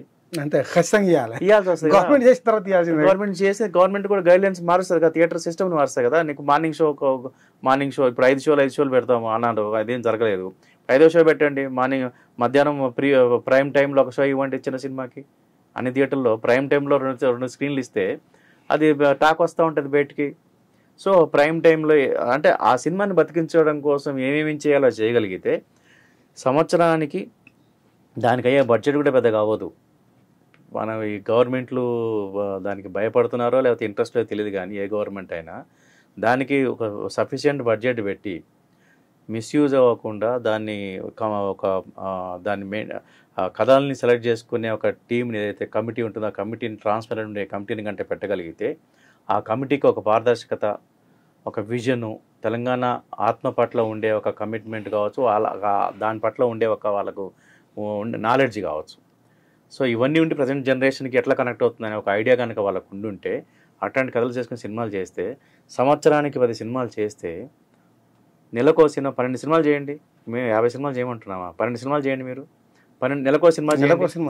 నెలకో సినిమా చేస్తే థియేటర్లో ఉంటే ఒక ప్యారలల్ సినిమా బతుకుతూ ఉంటుంది. 100 మంది మీ వెనకాల పడతారు, మీకు అద్భుతమైన కథలు ఇస్తారు. రేపు ఇంటర్నేషనల్ నేషనల్గా అవార్డులు వస్తాయి మీకు. తెలంగాణ ఎఫ్డీసీకి కానీ రేపు ఆంధ్రప్రదేశ్ ఎఫ్డీసీ కానీ అద్భుతమైన ప్రయోగాలు చేశారని చెప్పి అప్రిషియేషన్ వస్తుంది కదా, అది ఎందుకు మిస్ చేసుకుంటున్నారు? 1980s ఎన్టీ రామారావు గారు హైదరాబాద్ తీసుకొచ్చారు, అంటే తెలంగాణే కదా. అయినప్పటికీ కూడా తెలంగాణ నటీనటులు కానీ, తెలంగాణ రచయితలు కానీ, తెలంగాణ హీరోలు కానీ, హీరోయిన్స్ కానీ, ఎనీవన్ కథానాయకులు ఎందుకు ఆంధ్ర ప్రాంతంతో సమానంగా ఎస్టాబ్లిష్ కాలేకపోయారు? అంటే లిమిటేషన్స్ ఉంటాయి. అది పర్సనల్ లిమిటేషన్స్ కావచ్చు, లేకపోతే వ్యవస్థలో ఉండే లిమిటేషన్స్ కావచ్చు. ఆ లిమిటేషన్స్తోనే కొంత ఇది అంటే అప్రోచ్ అవ్వటము, కమ్యూనికేషను, పిఆర్ ఇవన్నీ కూడా చాలా అవసరం ఇండస్ట్రీకి. తను ప్రమోట్ చేసుకోవటము ఎట్లా ఉంటుందంటే, మన కాళ్ళు మనం విసుకున్నాం అనుకుంటే, ఇప్పుడు మనకు చాలా టాలెంట్ ఉండొచ్చు, అద్భుతమైన రిజల్ట్స్ కూడా వచ్చిన సినిమాలు ఉండొచ్చు, కానీ నా కాళ్ళు నేను పట్టుకుంటే అంటే శంకర్ కాళ్ళు నొప్పులేమో పిసుకుంటాను అంటారు. ఎవరో వచ్చి కాళ్ళు పట్టుకుంటే శంకర్ చాలా గొప్పోడు, దండం పెట్టుకుంటారు, చాలా గొప్పడు అంటారు. సో అది ప్రస్తుతానికి కూడా ప్రస్తుతానికి మన కాళ్ళు మనం పిసుక్కోలేవు, పిసుకుంటేలో నొప్పులు అంటారు, ఎవడొచ్చి మన కాళ్ళు పిసుకారు. సో పరిస్థితి అలవాట. తెలంగాణ వచ్చి 11 సంవత్సరాలు దాటి. అవును. ఈ 11 సంవత్సరాల్లో తెలంగాణ అస్తిత్వం కూడా సినిమా రంగం మీద ప్రభావం చూపించలేదు. కారణం అదే చెప్పాను కదా నేను, ఏదైతే ఒక అంటే ఆ దిశగా ప్రభుత్వం ఏ ప్రయత్నం చేయలేదు, ఎఫర్ట్స్ పెట్టలేదు. ఎట్లా అసలు ఏం జరిగింది? అదే ఇదే జరుగుంటే ఎఫ్డిసిని కనుక దాన్ని బలోపేతం చేసి ఉంటే, దానికంటూ ఒక వనరులు ఏర్పాటు చేసి దాన్ని శక్తివంతం చేసి ఉంటే ఖచ్చితంగా కూడా ప్యారలల్ సినిమా బతికేది. ఆ ప్యారలల్ సినిమాకి కావాల్సిన గైడ్ లైన్స్ మిస్యూజ్ అవ్వకుండా, ఒక అంటే కంటెంట్ని తీసుకోవటంలో కానీ, ఫండింగ్ని ప్రాపర్గా యూజ్ చేయడంలో కానీ ఒక మంచి కమిటీని వేసి ఉంటే, ఫైనాన్షియల్ డిసిప్లిన్ పైగా ఆ కంటెంట్, ఆ క్రియేటివిటీకి ఇచ్చే రెస్పెక్ట్ రెండు కలగలిపి ఒక మంచి కమిటీ వేసి ఉండి దాన్ని ప్రోత్సహించుంటే మాత్రం ఖచ్చితంగా ఒక ఇప్పటికల్లా ఈ 10 సంవత్సరాల్లో కనీసం ఒక మినిమం 50 సినిమాలు వచ్చాయి. 50 సినిమాలో కనీసం ఒక 10 సినిమాలు మాట్లాడుకునేయండి. కొన్ని సినిమాలు థియేటర్కి పోయి చూడకపోయినా కూడా ఆ సినిమాల గురించి మాట్లాడుకుంటున్నారు, ఎందుకంటే ఓటీటీలో. ఇప్పుడు ఏమైందంటే ప్రధానంగా అట్లాంటి ప్రేక్షకుడికి అభిరుచికి సంబంధించిన సినిమాలు థియేటర్లు రాకపోవటం వల్ల ఓటీటీలో చూస్తున్నారు. మలయాళం సినిమాలు, బెంగాల్ సినిమాలు, మరాఠీ సినిమాలు. తెలంగాణ సినిమా రంగాన్ని, తెలంగాణ యొక్క సినిమా దర్శకుల్ని, నిర్మాతల్ని, పోనీ రచయితల్ని, నటుల్ని ఎంకరేజ్ చేయకపోవడానికి, ఎఫ్డిసి నిర్మించలేకపోవడానికి అతీత శక్తులు ఏమైనా తెలంగాణ ప్రభుత్వం మీద పనిచేసినాయా? అంటే అది మనం చెప్పలేము. ఇప్పుడు కూడా ఏమైనా చేస్తున్నాయా అంటే అది కనబడవు. ఇప్పుడు కనపడితే అతీత అదృశ్య శక్తులు అట్టయితే దుష్య శక్తులు అవుతాయి, అదృశ్య శక్తులు అంటుంది. అది కరోనా లాంటిది, అది కరోనా లాంటిది, అది కనపడదు కానీ చంపుతుంటది. సో అది కూడా కరోనానే. ఎందుకు అంటే అద్భుతమైనటువంటి సినిమాలు తీసి అనేక అవార్డులు, కలెక్షన్లు ఇట్లా డిస్ట్రిబ్యూషన్ ఆఫీస్ ముందు కురిపించినటువంటి ఎన్ శంకర్ కూడా 10 సినిమాలతోనే ఆగిపోయాడు. కారణం ఏంటి? అంటే వచ్చింది, ఆ బ్రేక్ వచ్చింది, బట్ ప్రయత్నం చేస్తాం, మళ్ళీ పికప్ అవుతారని నమ్మకం ఉంది, మళ్ళీ వస్తా. మీరు రారు అని అంటే కారణం ఏంటంటే, ఇప్పుడు నేను కథ చేసుకుంటే నాకు మీరు ఇంతకుముందు చెప్పినట్టు హీరో సెంట్రిక్ కథ ఉన్నప్పటికీ కూడా అది జనాన్ని రీచ్ అవ్వాలంటే నేను చెప్పే అంశము, నేను ఏవైతే ప్రజలకు చెప్పాలనుకుంటున్నానో, నా టేస్ట్ ఏదైతుందో, నా నేపథ్యం ఏదైతుందో, నేను ఎదిగిన నేపథ్యం ఏదైతుందో, నా దగ్గర ఉన్న కథలు ఏవైతున్నాయో హీరో ఇమేజ్ ఏజ్ ఉన్న హీరోలకే పనికొస్తాయి అవి. సో అట్లాంటి హీరోలు మనతో చేయడానికి రెడీగా లేరు. మనతోనే కాదు, అసలు అట్లాంటి కథలే చేయడానికి రెడీగా లేరు ఎవరు. లేనప్పుడు ఇంకా కథలు చేయడానికి రెడీగా లేరు, రెడీగా లేనప్పుడు ఇప్పుడు ఎవరైనా ఒక మంచి ఇట్లాంటి కథలు చేస్తున్నాడు ఒక హీరో అంటే ఆయన వెనకాల తిరగడానికి రెడీగా ఉన్నాం మనం. వెనకాల తిరిగి కథ కూడా వినండి, మీరు నచ్చితే చేద్దామని.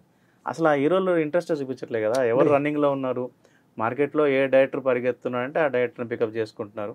ఇప్పుడు ఈరోజు స్టార్ హీరోస్ అందరూ కూడా ప్రొడ్యూసర్ని వాళ్ళే డిసైడ్ చేస్తారు, డైరెక్టర్ని కూడా వాళ్ళే డిసైడ్ చేయాలి. ఈవెన్ చాలామంది ఇంపార్టెంట్ అంటే మెయిన్ టెక్నీషియన్స్ను కూడా వాళ్ళే డిసైడ్ చేస్తారు.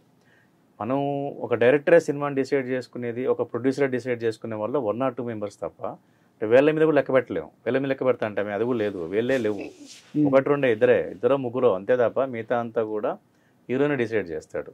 అట్లాంటి టైంలో మీకు ఆ అభిరుచి తగిన కథలు ఎందుకు వస్తాయి? అది ఎట్లా ఎక్స్పెక్ట్ చేయగలుగుతాము? ఇప్పుడు ఏమైపోయింది, స్టార్లకు టెన్షన్ ఉంది. సామెత పీత బాధలు పీతాయి అని.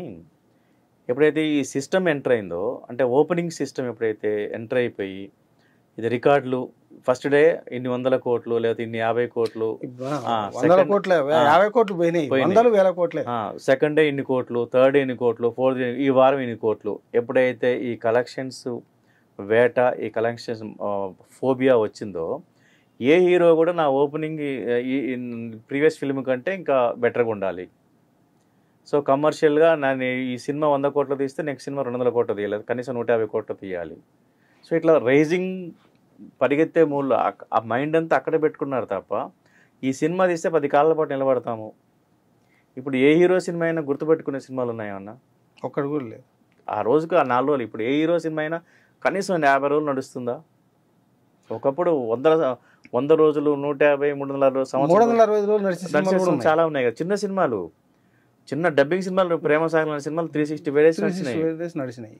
సో పోనీ 50 రోజులు నడుస్తున్నాయి, 1 వీక్ కోసమే చూస్తున్నారు అంతే.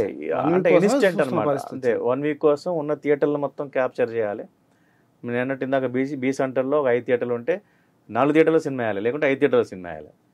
ఇప్పుడు మల్టీప్లెక్స్ చూడండి మీరు, మల్టీప్లెక్స్లో 5 స్క్రీన్లు ఉంటే, పోనీ 4 స్క్రీన్లు ఉంటే, 4 స్క్రీన్లు 5 స్క్రీన్లు 3 స్క్రీన్లు ఉంటే ఉదయం 9:15 నుంచి లేదా 7:30 నుంచి నైట్ 10:30 దాకా అవే సినిమాలు, ఇంకా వేరే ఆల్టర్నేటివ్ లేదు. జనంలో డిస్కషన్ వచ్చే లోపల అయిపోవాలి, స్ప్రెడ్ అయ్యే లోపు ఓపెనింగ్ తీసుకోవాలి, మండే కల్లా క్లోజ్ చేయాలి. మండే నుంచి ఏముండదు సినిమా. చాలా బాగుంది సినిమా అనుకుంటే మండే నుంచి ఫ్రైడే దాకా, ఫ్రైడేనే రిలీజ్ చేస్తారు సినిమా. అవును, మండే వరకు అయిపోవాలి వీకెండ్. ఏమైపోయిందంటే ఒకప్పుడు 50 రోజులు నడిస్తే ఓకే పర్వాలేదు సినిమా అనేవాళ్ళు, 100 రోజులు నడిస్తే మంచి సినిమా, దాని దాటితే చాలా మంచి సినిమా అనేవాళ్ళు. అట్లాంటిది ఈ 4 రోజులు కలెక్షన్ వస్తే చాలా మంచి సినిమా అనే పరిస్థితి, అంటే మంచి కలెక్ట్ చేసిన సినిమా అనేది ఇప్పుడు టార్గెట్ అయిపోయింది. అంటే ఈ ఓపెనింగ్స్ వేటలో హీరోలు కూడా విలనిజం ఉన్నటువంటి సినిమాలు, స్మగ్లరిజం ఉన్న సినిమాలు, దోపిడీదారులు ఉన్నటువంటి సినిమాలనే హీరోయిక్గా చూపిస్తే పరిస్థితి వస్తుంది. అంతే కదా మరి. ఇట్లాంటివి చేస్తే నాకు ఓపెనింగ్ వస్తుంది, ఓపెనింగ్ వస్తే మార్కెట్లో ఉంటాము. అంటే 2 ఫైట్లు ఉండాలి అంతే. ఎందుకంటే normal cinema format, complete cinema ఫార్మేట్లో సినిమా చేయాలనేది వాళ్ళ టార్గెట్. ఓకే, ఇప్పుడు మీ దగ్గరికి స్టార్ హీరోలు రాలేకపోవడానికి కారణం ఏంది? ఇప్పుడు మీరే అన్నారు మన దగ్గరికి ఎలాగో రారు, ఎందుకంటే మార్కెట్లో మన సూపర్ హిట్ సినిమా రీసెంట్గా లేదు కాబట్టి ప్రజెంట్ పొజిషన్ చెప్తున్నాను నేను. మన దగ్గరికి రారు. మనం వెళ్ళి కథ చెప్దాం అనుకున్నా కూడా ఆ కథలు ఇప్పుడు మార్కెట్లో ఏ హీరో యాక్సెప్ట్ చేయట్లేదు. వాళ్ళు వింటున్నారో తెలియదు, వినట్లేదో తెలియదు. సో అంటే సామాజిక నేపథ్యం ఉన్నటువంటి కథల్ని స్టార్ హీరోలు యాక్సెప్ట్ చేయట్లేదు. అంటే చేస్తే తెలుస్తుంది మనకి, ఎవరు చేయట్లేదు అంటే యాక్సెప్ట్ చేయట్లేదు. సో అదొకటి బేసిక్గా. ఇంకోటి ఏంటంటే ఇప్పుడు చెప్పిన మార్కెట్ సిస్టంలో ఏ హీరో అయినా రన్నింగ్లో ఉన్న డైరెక్టర్ని పట్టుకుంటున్నాడు. ఈరోజు ఫ్రైడే రోజు రిలీజ్ అయ్యే సినిమా అయితే వాడు ఆ డైరెక్టర్ని పిలిచి మాట్లాడుకుంటున్నారు.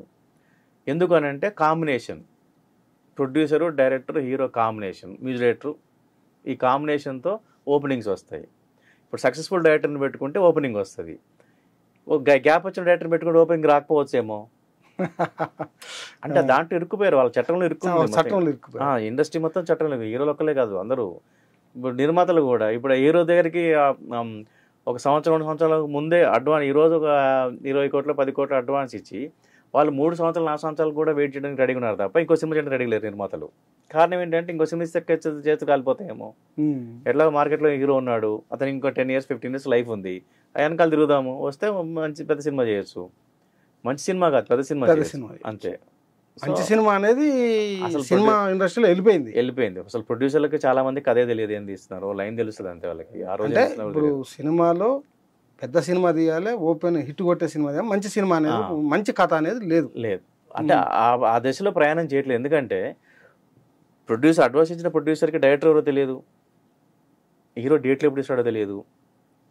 డేట్లు ఇచ్చే ముందు పిలిచి పలానా సినిమా ఫ్రైడే రోజు హిట్ అయింది కదా, ఆ డైరెక్టర్ని పట్టుకురమ్మంటారు. ఇతను ఆ డైరెక్టర్కి వెళ్తే ఎంత తీస్తామని అడుగుతాడు. న్యాచురల్ జర్నల్ చెప్తున్నాను నేను, ట్రాన్స్పరెంట్గా చెప్తున్నాను. సో ఆ టర్మ్స్ అండ్ కండిషన్స్ నచ్చితే ఆ డైరెక్టర్ హీరో దగ్గరికి వెళ్తాడు. హీరో దగ్గరికి అప్పుడు ఈ కాంబినేషన్ సెట్ అయిన తర్వాత కథ ఏంటని అడుగుతారు. కాంబినేషన్ సెట్ అయిన తర్వాత కథ గురించి ఆలోచిస్తారు. కథతో ఎవరు వెళ్ళట్లేదు. మొదట్లోనేమో కథ నచ్చిన తర్వాత కథకు దర్శకుడు ఎవరు చూసి తర్వాత హీరో ఎవరు అయితే సరిపోతారు, ఇంత ప్రాసెస్ జరిగేది.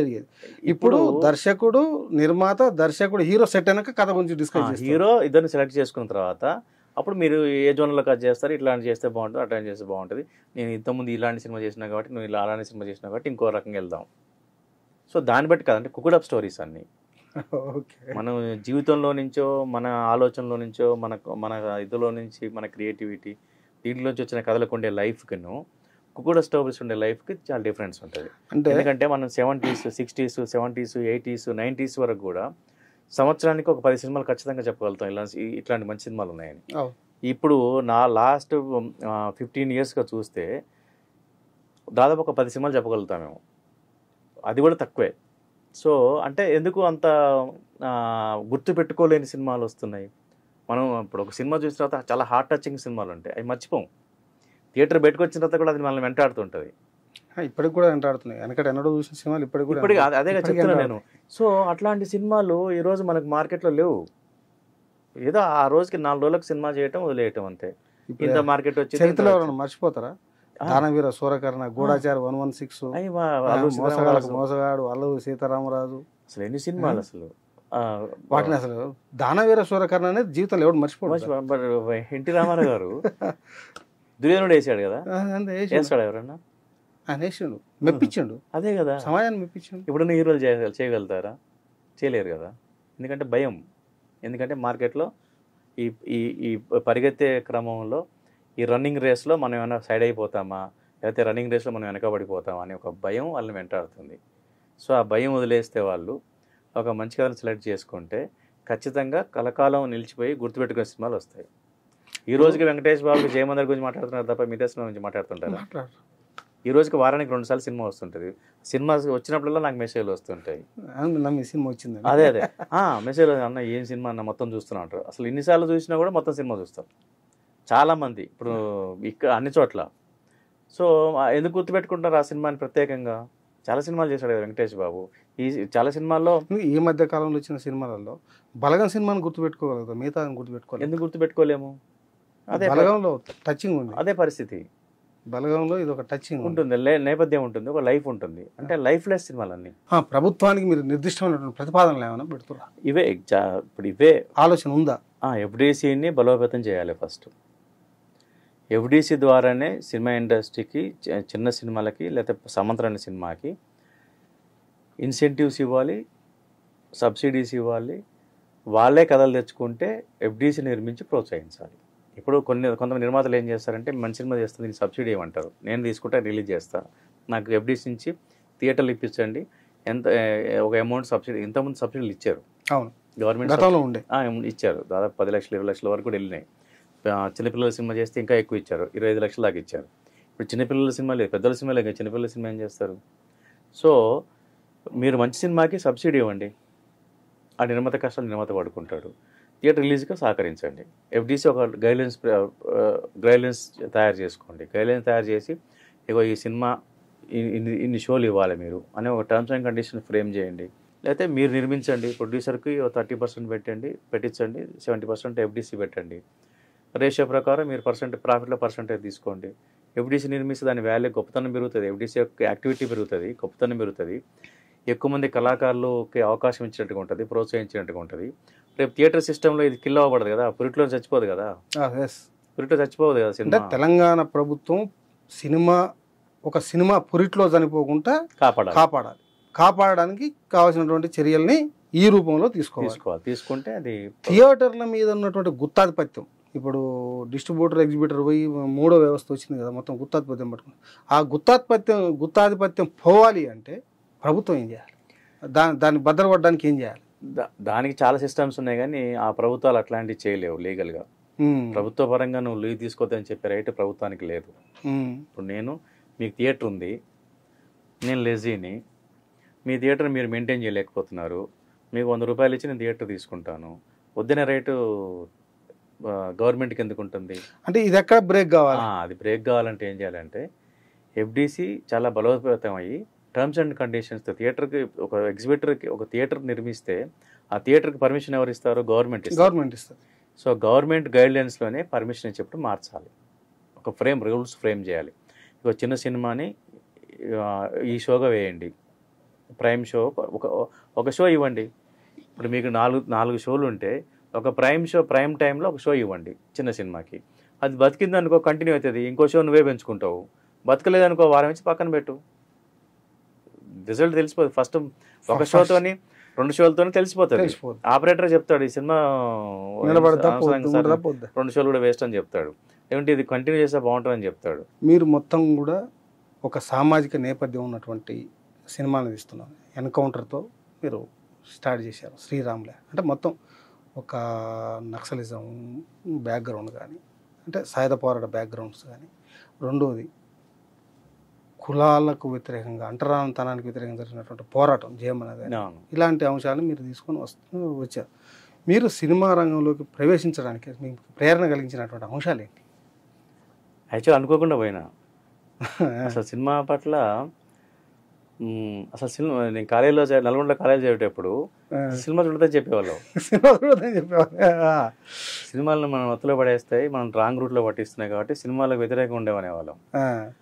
అట్లాంటిది పాలిటెక్నిక్ చేస్తూ ఒక ఇన్సిడెంట్ ద్వారా కాలేజీకి సెలవులు ఇస్తే, అంటే వాలంటీర్ డిక్లరేషన్, అంటే 2 నెలలు మూసేశారు కాలేజీని.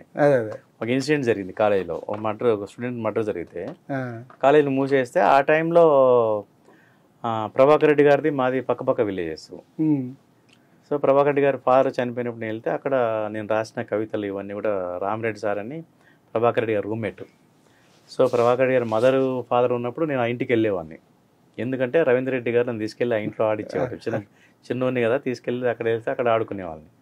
అట్లా ప్రభాకర్ రెడ్డి గారి మదర్ నన్ను గుర్తుపట్టడం, ప్రభాకర్ రెడ్డి గారు ఇతను ఎవరని అంటే మన ఇంటికి వస్తారు చిన్న పిల్లడు అని చెప్పడం. ఇట్లా రవీంద్ర అన్నకి చాలా ఇష్టం రా వీడు, వీళ్ళ ఫ్యామిలీ అంటే. రవీంద్ర రెడ్డి గారు అంటే ప్రభాకర్ రెడ్డి గారు విపరీతమైన అభిమానం, చాలా ఇష్టము. సో రవీంద్ర అంటే వీడికి ఇష్టం అని చెప్పేసి ఏం చేస్తున్నాం అంటే పాలిటెక్నిక్ చదువుతున్నా సార్ అంటే, అక్కడ రామరెడ్డి సార్ అని పాములపాడు, వీడు కవిత్వం రాస్తాడు, శ్రీశ్రీ మెచ్చుకున్నాడు, రావిశాస్త్రి మెచ్చుకున్నాడు అంటే అవి తెప్పించుకొని చూసి నువ్వు నాతో పాటు రమ్మన్నాడు. ప్రభాకర్ సార్ తీసుకొచ్చి వెళ్ళిపోయిన తర్వాత ఏం చేయాలో తెలియదు నాకు. నువ్వేం చేస్తావు అని అడిగాడు. తెలియదు సార్, మీరు రమ్మన్నారు వచ్చినాను నేను. అయితే నాతో పాటు 10 రోజులు తిరుగు, నీకు ఏ క్రాఫ్ట్ నచ్చుద్దో ఆ క్రాఫ్ట్లో జాయిన్ చేస్తా అన్నాడు. ఆయనతో పాటు పొద్దున్నే కార్లో వెళ్ళి ఆయన డబ్బింగ్కి వెళ్ళేవాడు, షూటింగ్కి వెళ్ళేవాడు. అప్పుడు భారతాల శంకరం కథ రాస్తాడు, ఆయన కథకుడు. కథ డిస్కషన్లు ఉదయం నుంచి ఆయన ఇంటికి వెళ్ళే వరకు ఆయనతో ఉండేవాడిని. ఇట్లా 4-5 రోజులు వారం అయిన తర్వాత నువ్వేం చేద్దాం అనుకున్నావు అని అడిగాడు. అడిగితే డైరెక్షన్ డిపార్ట్మెంట్లో జాయిన్ అవుతా సార్ అన్నాను. ఎందుకు అన్నాడు. అంటే డైరెక్టరే డబ్బింగ్లో కూర్చుంటున్నాడు, ఎడిటింగ్ చేస్తున్నాడు, మ్యూజిక్లో కూర్చుంటున్నాడు, కథలో కూర్చుంటున్నాడు, డైరెక్షన్ చేస్తున్నాడు. సో ఇన్ని చేస్తున్నాడు కూడా డైరెక్టరే బెటర్ కదా సార్ అన్నాను. జాయిన్ అవ్వమని. అట్లా జాయిన్ అయ్యా. వెళ్ళిన 11 రోజు జాయిన్ అయ్యా. వెళ్ళిన 11 రోజు దర్శకత్వ శాఖలో జాయిన్ అయ్యాం. అంతకుముందు అసలు అసలు ఈ సినిమాకి కానీ వీటి కానీ ఏమి సంబంధం లేదు. సినిమా చూడొద్దని చెప్పేవాడిని. సినిమా చూడొద్దని చెప్పిన శంకరు సినిమాలకు డైరెక్టర్ వెళ్ళి అక్కడి నుంచి నేర్చుకోవటం మొదలెట్టాను. దాంట్లోకి ఎంటర్ అయిన తర్వాత ఒక పీరియడ్ తర్వాత ర్యాష్గా ఉండేవాళ్ళం. అంటే ఎవరైనా కామెంట్ చేస్తే తట్టుకోలేకపోవటము, మన భాష ఒకటి చాలా తేడాగా ఉండేది, పక్క తెలంగాణ రూరల్ భాష ఉండేది. ఈ వీటితో ఏంటంటే మనం మాట్లాడితే దొరికిపోయేది, మాట్లాడితే వీడు ఫ్రమ్ నల్గొండ అనేది అర్థమైపోయేది. సో అట్లా ఒక ర్యాష్గా అంటే ఎవరైనా అంటే కొట్టే స్టేజ్ వరకు వెళ్ళేవారు, కొట్టడం జరిగేది. రాడికల్ అనేది కూడా అర్థమైపోయింది. తిరుగుబాటు తెలుసు, ప్రభాకర్ రెడ్డి గారు తెలుసు, తిరుగుబాటు తత్వం ఉందనేది కూడా సినిమా ఇండస్ట్రీలో అర్థమైపోయింది. తెలుసు, మా యూనిట్ మొత్తం తెలుసు, యూనిట్ మొత్తం అర్థమైపోయింది. వీడు కొడుతున్నాడు అని ఆయన కంప్లైంట్ ఇవ్వటం, ఆయన రోజు సీరియస్ కూర్చోబెట్టాడు. ఇట్లా నువ్వు ఇండస్ట్రీలోకి వచ్చి నువ్వు వాణి కొట్టి విని కొడితే ఎట్లా, నువ్వు ఎట్లయితే అసలు నీ గోల్ నీ లక్ష్యం ఏంటన్నాడు. తెలియదు సార్ అన్న, తెలియదు కదా, నాకు వచ్చాము. ఆయన అసలు ఒకసారి బ్లాంక్ అయ్యిండు. నువ్వు వచ్చి దాదాపు 6 నెలలు 7 నెలలు అయింది, నువ్వు పని చేస్తున్నావు సిన్సియర్. నేను రైటింగ్ చాలా బ్యూటిఫుల్గా ఉంటుంది నా రైటింగ్. స్టోరీ షీటింగ్లో కూర్చోబెట్టి ఆయనకు అర్థమైపోయింది. మనం ఆ సినిమాలో ఒక రాడికల్ స్టూడెంట్ క్యారెక్టర్ చేసాం. ఇది హీరో తమ్ముడి క్యారెక్టర్, కృష్ణరాజు గారు ఒక సినిమాలో. అదే సినిమా నేను ఎంటర్ అయిన సినిమాలోనే ఆ క్యారెక్టర్ ఏంటంటే స్టూడెంట్ లీడర్ క్యారెక్టర్ ఉండేది. అయితే నేను కథలో పాల్గొనేటప్పుడు ఏం చేశానంటే, రిపోర్టర్ సినిమా కదా, అది కాదు, అది భారతంలో శంకరం. ఫస్ట్ అప్రెంటిస్ గా జాయిన్ అయిన సినిమా అది. ఆ సినిమా కథ ఏంటంటే, కృష్ణరాజు గారు పోలీస్ ఆఫీసర్, 2 తమ్ముళ్ళు, ఒక తమ్ముడు స్టూడెంట్ యూనియన్ లీడరు కాలేజ్లో. అది కథ రాసుకున్నారు. అప్పటికి నేను ఆ కథలోకి ఎంటర్ అయ్యి నేను రాయటము, ఫేర్ చేయటం, ఇట్లాంటి ఫేర్ చేయటము, రాయటం అంటే ఫేర్ చేయటమే, వాళ్ళు చెప్పేది రాసుకొని ఫేర్ చేసి ఇచ్చేవాళ్ళు. అందంగా ఉండేది. అలా నచ్చి నేను సినిమా దాంట్లో కూర్చోబెట్టుకున్నాను, రెగ్యులర్ కూర్చోబెట్టుకునేవాళ్ళు. అప్పుడు సార్ స్టూడెంట్ లీడర్ అయ్యి మామూలే సార్, నక్సలైట్ రాడికల్ స్టూడెంట్ చేయండి సార్ అన్నాం. అంటే ఆయన ఆలోచించాడు, ప్రగడ ఆలోచించి నీకు ఇది ఉంది కాబట్టి చెప్పు, ఆ క్యారెక్టర్ చెప్పు అన్నాడు. ఆ క్యారెక్టర్ని రాసుకొని వస్తాను, రాసుకొని తీసుకెళ్ళాను. 3 రోజులు రాసి ఆ డైలాగులు అవి ఏం చూసిన తర్వాత ఇది చాలా బాగుంది అని పూసల గారు దానికి డైలాగ్ రైటర్. ఆయన కొంచెము సిపిఐ బ్యాక్గ్రౌండ్ బ్యాక్గ్రౌండ్. నుంచి వచ్చిన సో ఆయన కూర్చోబెట్టి శంకర్ ఏదో ఆ క్యారెక్టర్ డిజైన్ చేశాడు, దాన్ని మార్చమంటున్నాడు. స్టూడెంట్ లీడర్ అంటే మామూలుగా ఉంటుంది, ఇది పెడితే కొత్తగా ఉంటుంది, పైగా పోలీస్ ఆఫీసర్ రాడికల్ స్టూడెంట్ అంటే కాన్ఫ్లిక్ట్ బాగుంటుంది, పోరాటం కాన్ఫ్లిక్ట్ బాగుంటుంది, ఒకసారి ఆలోచించండి ఆయన చెప్పాడు. ఆయన నన్ను కూర్చోబెట్టుకుని మొత్తం చేసి చాలా బాగుంది ఇది, దీన్ని డెవలప్ చేద్దామని డెవలప్ చేసి రాడికల్ స్టూడెంట్ క్యారెక్టర్ చేసాము. సో అట్లా నా ఒక మంచి ఇంప్రెషన్ ఏర్పడింది. కానీ వీని కొట్టడం వాని కొట్టడం అనేది ఆయనకు నచ్చట్లేదు, కంప్లైంట్లు ఎక్కువైంది. అప్పుడు కూర్చోబెట్టి నీకు వర్త్ ఉంది, ఆ క్రియేటివిటీలో నీకు ఇది ఉంది, పార్టిసిపేట్ అవుతున్నావు, క్యారెక్టర్ అద్భుతంగా డిజైన్ చేసావు, కానీ నువ్వు ఇట్లయితే నువ్వు ఇండస్ట్రీలో ఏం బతుకుతావు, బతకలేవు, నువ్వు నీ గోల్ ఏంటి అనేది నీకు 2 రోజులు టైం ఇస్తున్నా, ఆలోచించుకొని చెప్పు, ఇక ఉంటావా లేకుంటే వెనక్కి వెళ్ళిపోతావా. 2 రోజులు అసలు నిద్ర పట్టలేదు. నేను ఎందుకు అడిగాడు, అసలు ఏం చేసి మనం చేసిన తప్పేంటి, అవును నేను కొట్టడం తప్పు కాదు కదా, నేను కొట్టడం తప్పు కాదు సార్ నాకు తెలుసు, నీ తప్పు లేదని నాకు తెలుసు, కానీ కొట్టడం తప్పు అంటాను నేను. అంటే నీ తప్పు లేదు నాకు తెలుసు, కానీ అప్రోచే కరెక్ట్ కాదా, యాటిట్యూడ్ కరెక్ట్ కాదా అంటాడు. నన్ను ఇంట్లో మాట్లాడితే నేను కొట్టకుండా ఎట్లా ఉంటాను అనేది నా క్వశ్చన్. నన్ను నేను ప్రశ్నించుకోవాలి కదా. నేను కొట్టడం తప్పు కాదు, సరే ఆలోచించుకొని అప్పటికి సినిమా పట్ల అవగాహన పెరుగుతుంది. ఇక సినిమాలో కంటిన్యూ అవుదాం అనేది కొంచెం ఆలోచన తట్టుతుంది. అంటే కంటిన్యూ అవుతున్నా, అంటే బ్లైండ్గా వెళ్ళిపోతున్నాను, గమ్యం లేదు. అడిగిన తర్వాత ఇప్పుడు మన గమ్యం ఏంటంటే డిసైడ్ చేసుకోవాలనేది వచ్చింది. వెనక్కి వెళ్ళిపోమంటాడు, వెనక్కి వెళ్ళిపోతే ఏం చేస్తాము, మళ్ళీ కాలేజీకి వెళ్ళలేము. ఇప్పుడు అప్పటికే సితారలో ఆ జ్యోతిచిత్రలో మన అస్టనేటర్గా ఉన్న పేర్లు వచ్చేసి మొత్తం మిరియాలు కూడా మొత్తం మా ఊళ్ళు మొత్తం ఊపి వదిలి పెడతలేదు వాళ్ళు, మావాడు సినిమాలో ఉండండి. వెనక్కి వెళ్తే మళ్ళీ మ్యాటర్ డ్రాప్ అయిపోతుంది. సో కంటిన్యూ చేయటమే అని డిసైడ్ చేసుకోవాలి. ఇంకా మనకు వేవరింగ్ వద్దు. అంటే ఇది నాది కాదనేది ఎంతో కొంత నాలో ఉంది. ఈ సినిమా ఫీల్డ్ మంది కాదు కదా, నాది కాదు కదా, ఇది నాకు కాదు కదా, ఇది నేను ఎంచుకుంది వేరే కదా, టార్గెట్ నేను ఎంచుకుంది వేరు. సో అప్పటిదాకా నాది కాదు కదా అనే దాంట్లో ఉన్నా నేను. బట్ ఈ క్రియేటివిటీ దాంట్లో కూడా ఏం చేశాను, రాడికల్ స్టూడెంట్ చేశాను. అక్కడ కూడా నేను అనుకుంది ఏంటో చేశాను. సో అయితే అప్పుడు ఏం ఆలోచించానంటే, నేను అనుకుంది చేయాలనుకుంటే అక్కడే ఎందుకు చేయాలి, ఇక్కడ కూడా చేయొచ్చు. ఎందుకు చేయొచ్చు అని అంటే, ఇదే సినిమా నేను చెప్పిన క్యారెక్టరే నిదర్శనం. సో మనం దీంట్లోనే ఉందాం, మనం చెప్పాలనుకుని దీంట్లోనే చెప్దాం. చాలామంది ఉన్నారు అక్కడ, మనం ఎందుకు వాళ్ళు ఇక్కడ ఎవరు లేడు కదా. సో మిగతా వాళ్ళని కూడా అప్పటి వరకు అభ్యుదయ సినిమాలు వచ్చాయి, విప్లవ సినిమాలు కాదు. అభ్యుదయానికి విప్లవానికి ఉన్న డిఫరెన్స్ మీకు తెలుసు. సో నారాయణమూర్తి గారు ఒకరే డైరెక్ట్గా టచ్ చేశాడు. అది కూడా నేను వెళ్ళిన తర్వాత, నెలకు ముందు లేదు, వెళ్ళిన తర్వాత సంవత్సరం తర్వాత. ఆయన అర్ధసంవత్సరం ముందు ఎర్రమల్లెలు ఇట్లాంటి ఉన్నాయి, కానీ అవి కొంచెం అభ్యుదయ సినిమాలు, ఆ back drop cinema. Direct revolutionary cinema అనేది అర్ధరాస్వందరమే అంతే. సో ఆ నారాయణమూర్తికి అప్పటికి ఆ సినిమా తీయలే ఇంకా. సో మనము ఈ రూట్లో ఇక్కడ నుండి ఇది ట్రై చేద్దాము అని చెప్పేద్దాము, పోయి నేను దీంట్లోనే ఉంటా సార్ అని చెప్దాము అని వెళ్ళిన తర్వాత అసలు ఆ రోజు మాటలు నాకు ఆయన అసలు మాట్లాడలేదు, పని చేసుకుంటున్నాం, మాట్లాడలేదు. నాకు అసలు లోపల ఏమైంది, ఇప్పుడు ఏంటి పరిస్థితి అని. నెక్స్ట్ డే మార్నింగ్ ఆయన 10:30, 11కి వచ్చాడు. వస్తే అందరూ కూర్చొని, నేను కూడా వెళ్ళాను. వెళ్తే సిట్టింగ్ జరుగుతుంటే, మీతో మాట్లాడాలి సార్, మాట్లాడండి. అందరూ చాలా డైరెక్టర్ అందరూ ఉన్నారు. నేను ఇందులో ఉంటా సార్ అన్న, దీంట్లోనే ఉంటా సార్. బి భాస్కర్ డైరెక్టర్ తాలికి, ఆయన ఈశ్వరం హైదరాబాద్, అంటే ఆయన కరీంనగర్ కానీ, బట్ ఇక్కడ సెటిల్ అయినారు, వాళ్ళ తండ్రులు సెటిల్ అయినారు ఇక్కడ. దీంట్లో ఉంటా సార్ అన్న అనగానే బి భాస్కర్ అన్నాడు, మరి ఎడిపోతావు రాలాడు, ఆయనకు బ్యాటర్ తెలియదు, మా మధ్యలో వేరే జరిగింది సార్ అలా అంటే. అప్పుడు ప్రభాకర్ గారు చెప్తే ఇట్లా దీంట్లో ఉంటా సార్, నేను డైరెక్టర్ అవుదాం అనుకుంటున్నాను సార్. అయితే నువ్వు డైరెక్టర్ అవ్వాలనుకుంటే ఫస్ట్ తెలుగు సినిమా భాషకి నీ భాషను మార్చుకో, నీకు కోపం వస్తుంది, ఆపుకో. నీకు బాధ అనిపిస్తే నాకు చెప్పు. ఈ 3 గుర్తుపెట్టుకుంటే కంటిన్యూగా పండేది సూత్రాలు. అట్లా ఇంకా అక్కడి నుంచి కొంచెం లౌక్యము మెల్లిగా అలవాటు. అప్పటికి కొద్ది ఉండేది కానీ బట్ అంత ఆ రేంజ్లో ఉండేది కాదు. పూర్తి లౌక్యవంతులేరు మీరు, మామూలుగా. ఇంకా అంటే అలవాటు చేసుకుంటూ వెళ్ళిపోయాను. ఇక దాన్ని మెల్లిమెల్లిగా చేసుకుంటూ వెళ్ళిపోయాను అనమాట. బాగా అంటే మీరు ఈ సినిమాలు చేసే టైంలో మొదటి సినిమా డైరెక్షన్ కదా కాదు, ఎందుకంటే అప్పుడప్పుడు మనం ఒరిజినల్ పడుతుంటుంది, దొరుకుతుంటే అప్పుడప్పుడు. కానీ మీరు మొదటి సినిమా ఎన్కౌంటర్ సినిమాని మొదటి సినిమాగా డైరెక్టర్గా, సరే అంతకుముందు ఒకటి ఉన్న మిగతా దాంట్లో పాల్గొన్న, ఏ రకమైనటువంటి ఇష్యూస్ ఫేస్ చేశారు?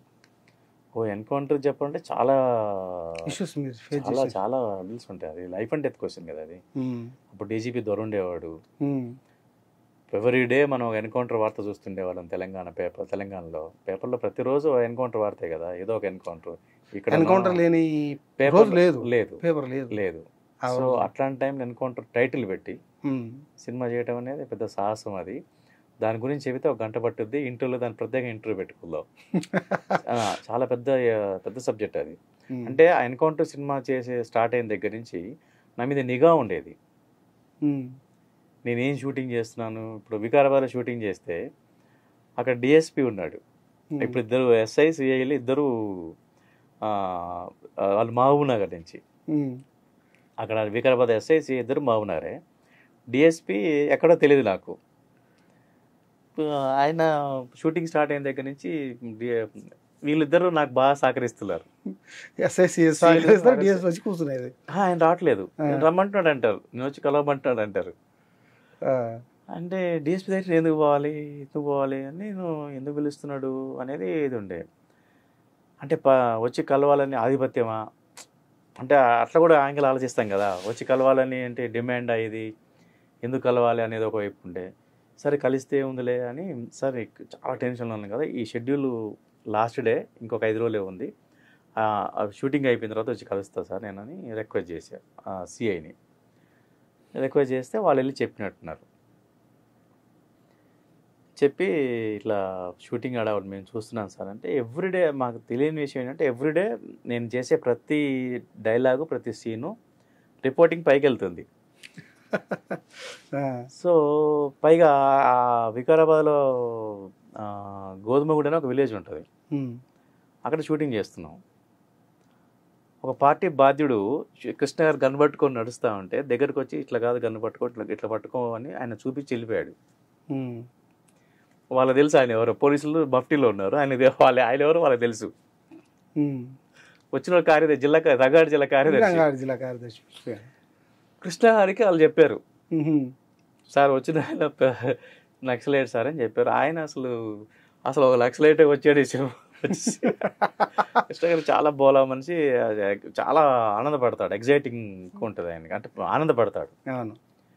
సో ఆయనకి ఏదైనా దాచుకోలేడు. ఆయన సినిమా ఫ్లాప్ అయినా సినిమా ఫ్లాప్ అంటాడు. సో అట్లాంటి అంటే మొహమాటం లేకుండా మాట్లాడే అది నాకు తెలియదు. నాకు రోజే చెప్పింది, అన్న నిన్న ఏదో జరిగిందట ఇది ఇట్టని నాకు రోజే చెప్పింది.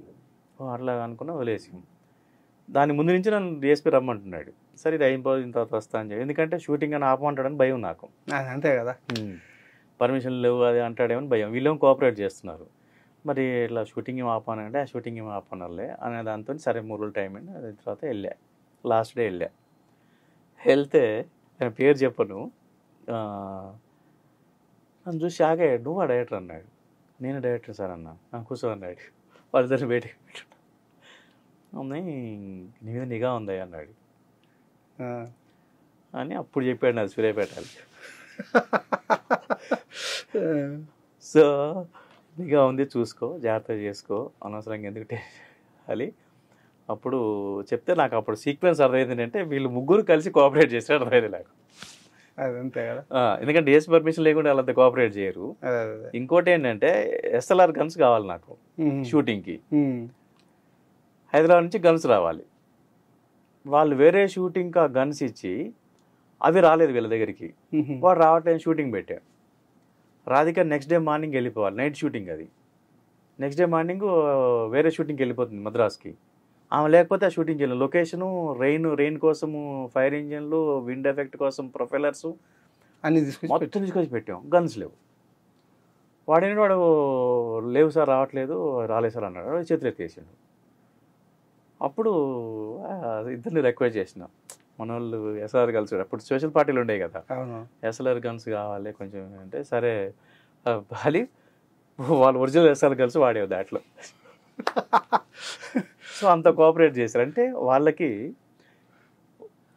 విధానాల పట్ల కానీ లేకుంటే సినిమాలో గన్స్ వాడాం. నక్సలైట్ సిస్టమ్ పట్ల, విధానాల పట్ల వాళ్ళకు వ్యక్తిగతమైన వ్యతిరేకత ఉండకపోవచ్చు, వ్యవస్థ పరంగా వాళ్ళకున్న ఉద్యోగ రీత్యా వాళ్ళకు ఆ సిస్టమ్ పట్ల ఒక అభిప్రాయం ఉండొచ్చు. కానీ అక్కడ నాకు అర్థమైంది అంటే వీటన్ని మించి వాళ్ళ హ్యూమనిస్ట్ అని అర్థమైంది.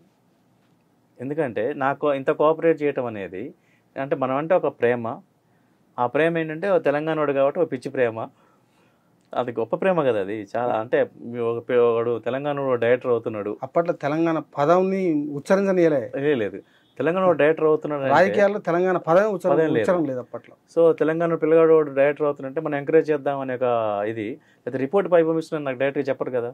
అవును.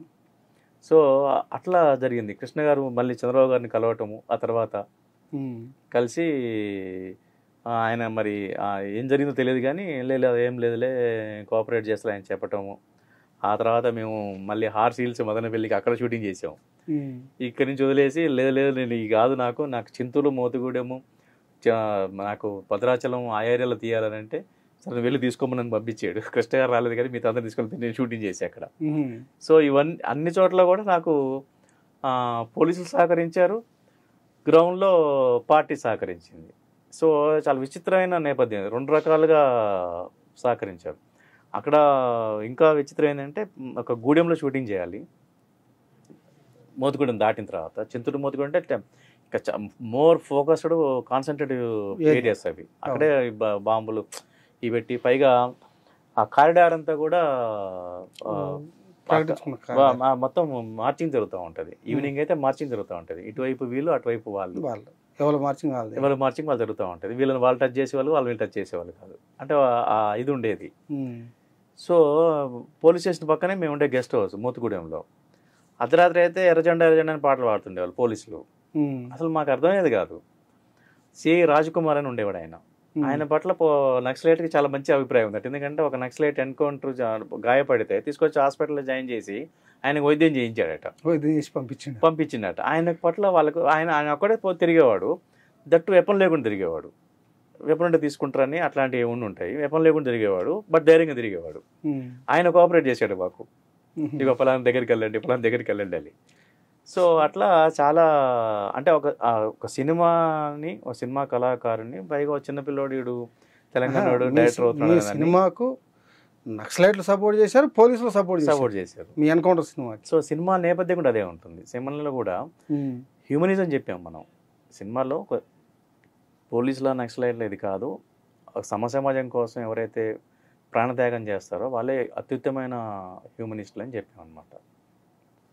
సో తెలంగాణ పదం ఉచ్చరించడానికి వీళ్ళని ఆ టైంలోనే ఎన్కౌంటర్ సినిమా ఓపెనింగే స్క్రీన్లో తెలంగాణ బొమ్మేసి చూపిస్తా, తెలంగాణ మ్యాప్ ఉంటుంది ఓపెనింగ్లోనే.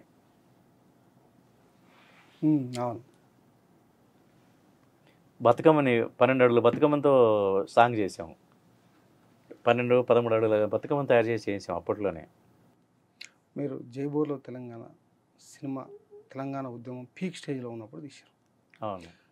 సినిమా ఇండస్ట్రీలో కూడా ఆంధ్ర పెత్తనం ఉంది, ఇది పోవాలి, మొత్తం ఆంధ్ర వాళ్ళ చేతుల్లో సినిమా ఉంది కనుక తెలంగాణ సినిమాకు గుర్తింపు రావట్లేదని ఒక ఉద్యమ గీట్రాయి నేపథ్యంలో తీశారు. ఆ టైంలో మీకు సినిమా ఇండస్ట్రీలో ఏ రకమైనటువంటి సంఘర్షణని మీరు ఎదుర్కొన్నారా లేదా? ఉంటుంది సంఘర్షణ.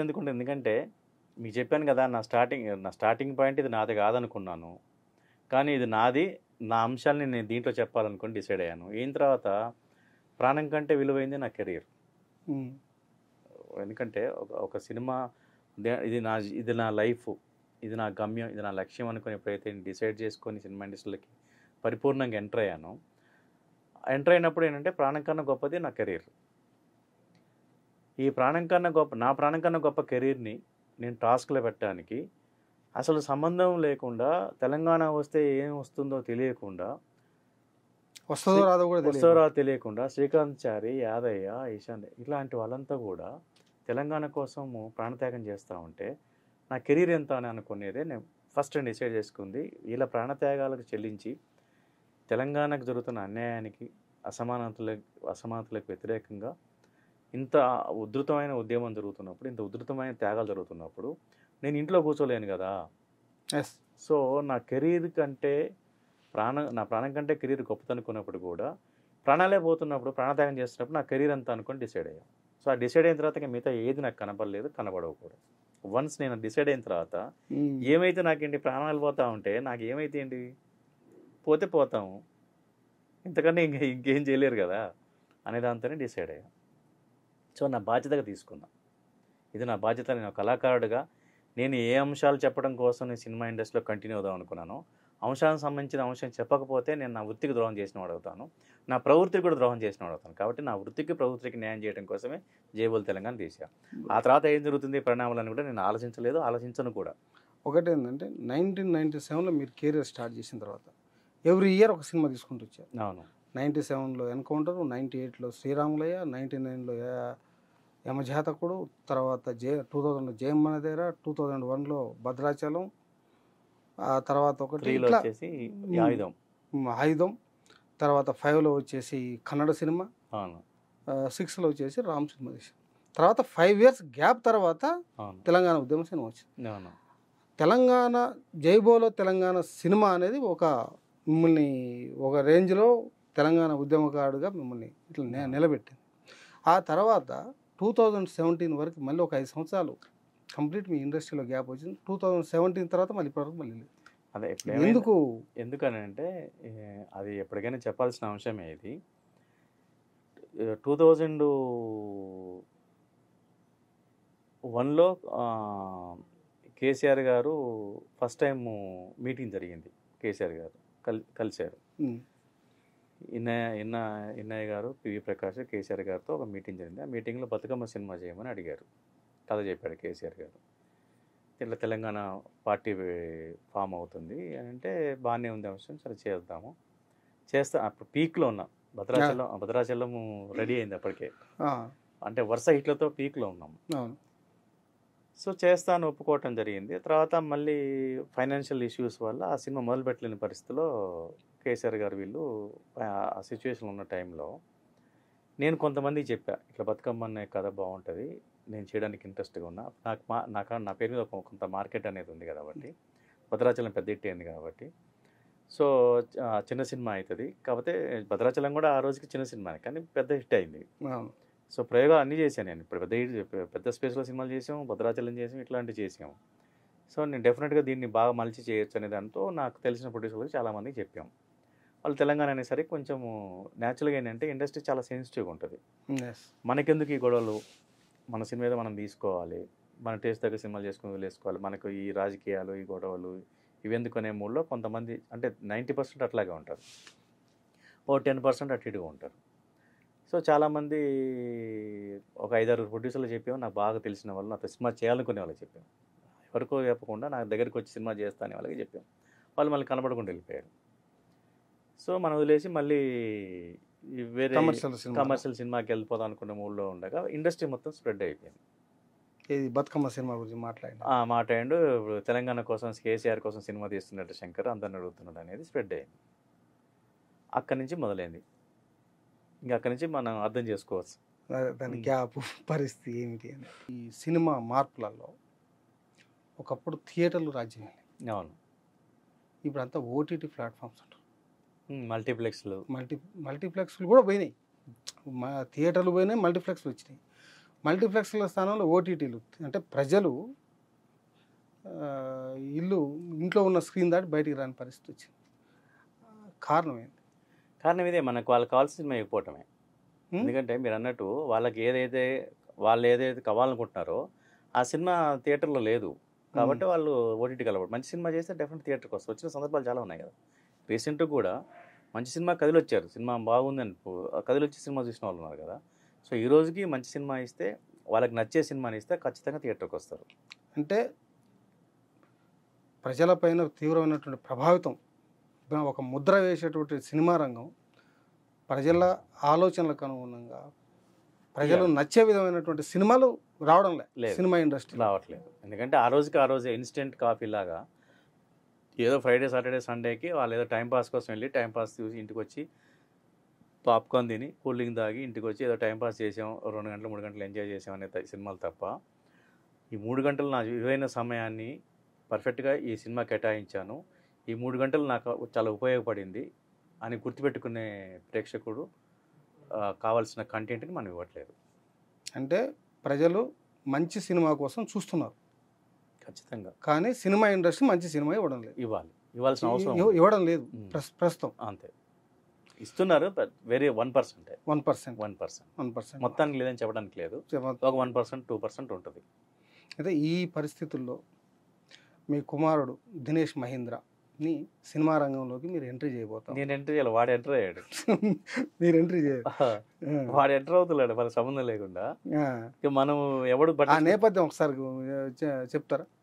వాడు BBA స్టార్టింగ్లోనే వాడికి ఏంటంటే ఫ్రెండ్ సర్కిల్, మన యాక్టర్ శ్రీహరి పిల్లలు, మన యాక్టర్ రాజశేఖర్ పిల్లలు, ఇట్లా చాలామంది వీడిని కాలేజ్ చైల్డ్హుడ్ ఫ్రెండ్స్ అంతా వీళ్ళు కలిసి తిరుగుతుంటారు ఎప్పుడు. అంటే సహజంగానే మీరు ఇండస్ట్రీలో ఉన్నారు కనుక వీళ్ళందరూ కూడా సినిమా ఇండస్ట్రీ వాళ్ళతోటే సహజంగా అంటే ఒకే స్కూల్లో చదువుకోవటం ఇట్లాంటివి. వీడు శ్రీహరి పిల్లలు సినిమాలో వాడు హీరో అవటం ఇట్లాంటివి జరుగుతున్న టైంలో వీడు వాళ్ళ కథలు చెప్పడం మొదలెట్టాడు ముందు, స్టోరీ లైన్స్. సో అక్కడి నుంచి నా దగ్గర పనిచేసిన డైరెక్టర్లు చాలామంది, ఇప్పుడు మార్కెట్లో దాదాపు 20 మంది డైరెక్టర్స్ నా దగ్గర పనిచేసిన వాళ్ళు, ఒక సినిమా 2 సినిమాలు చేసిన వాళ్ళు ఉన్నారు, కంటిన్యూ అవుతున్న వాళ్ళు ఉన్నారు. వీడు చిన్నప్పటి నుంచి వీడు ఎత్తుకొని తిరిగారు, వీడు కాలేజీకి బస్సు లేట్ అయితే వీళ్ళు డ్రాప్ చేసిన వాళ్ళు వీళ్ళంతా ఉంటారు, వాళ్ళతో వీడు రెగ్యులర్ కాంటాక్ట్లో ఉంటాడు.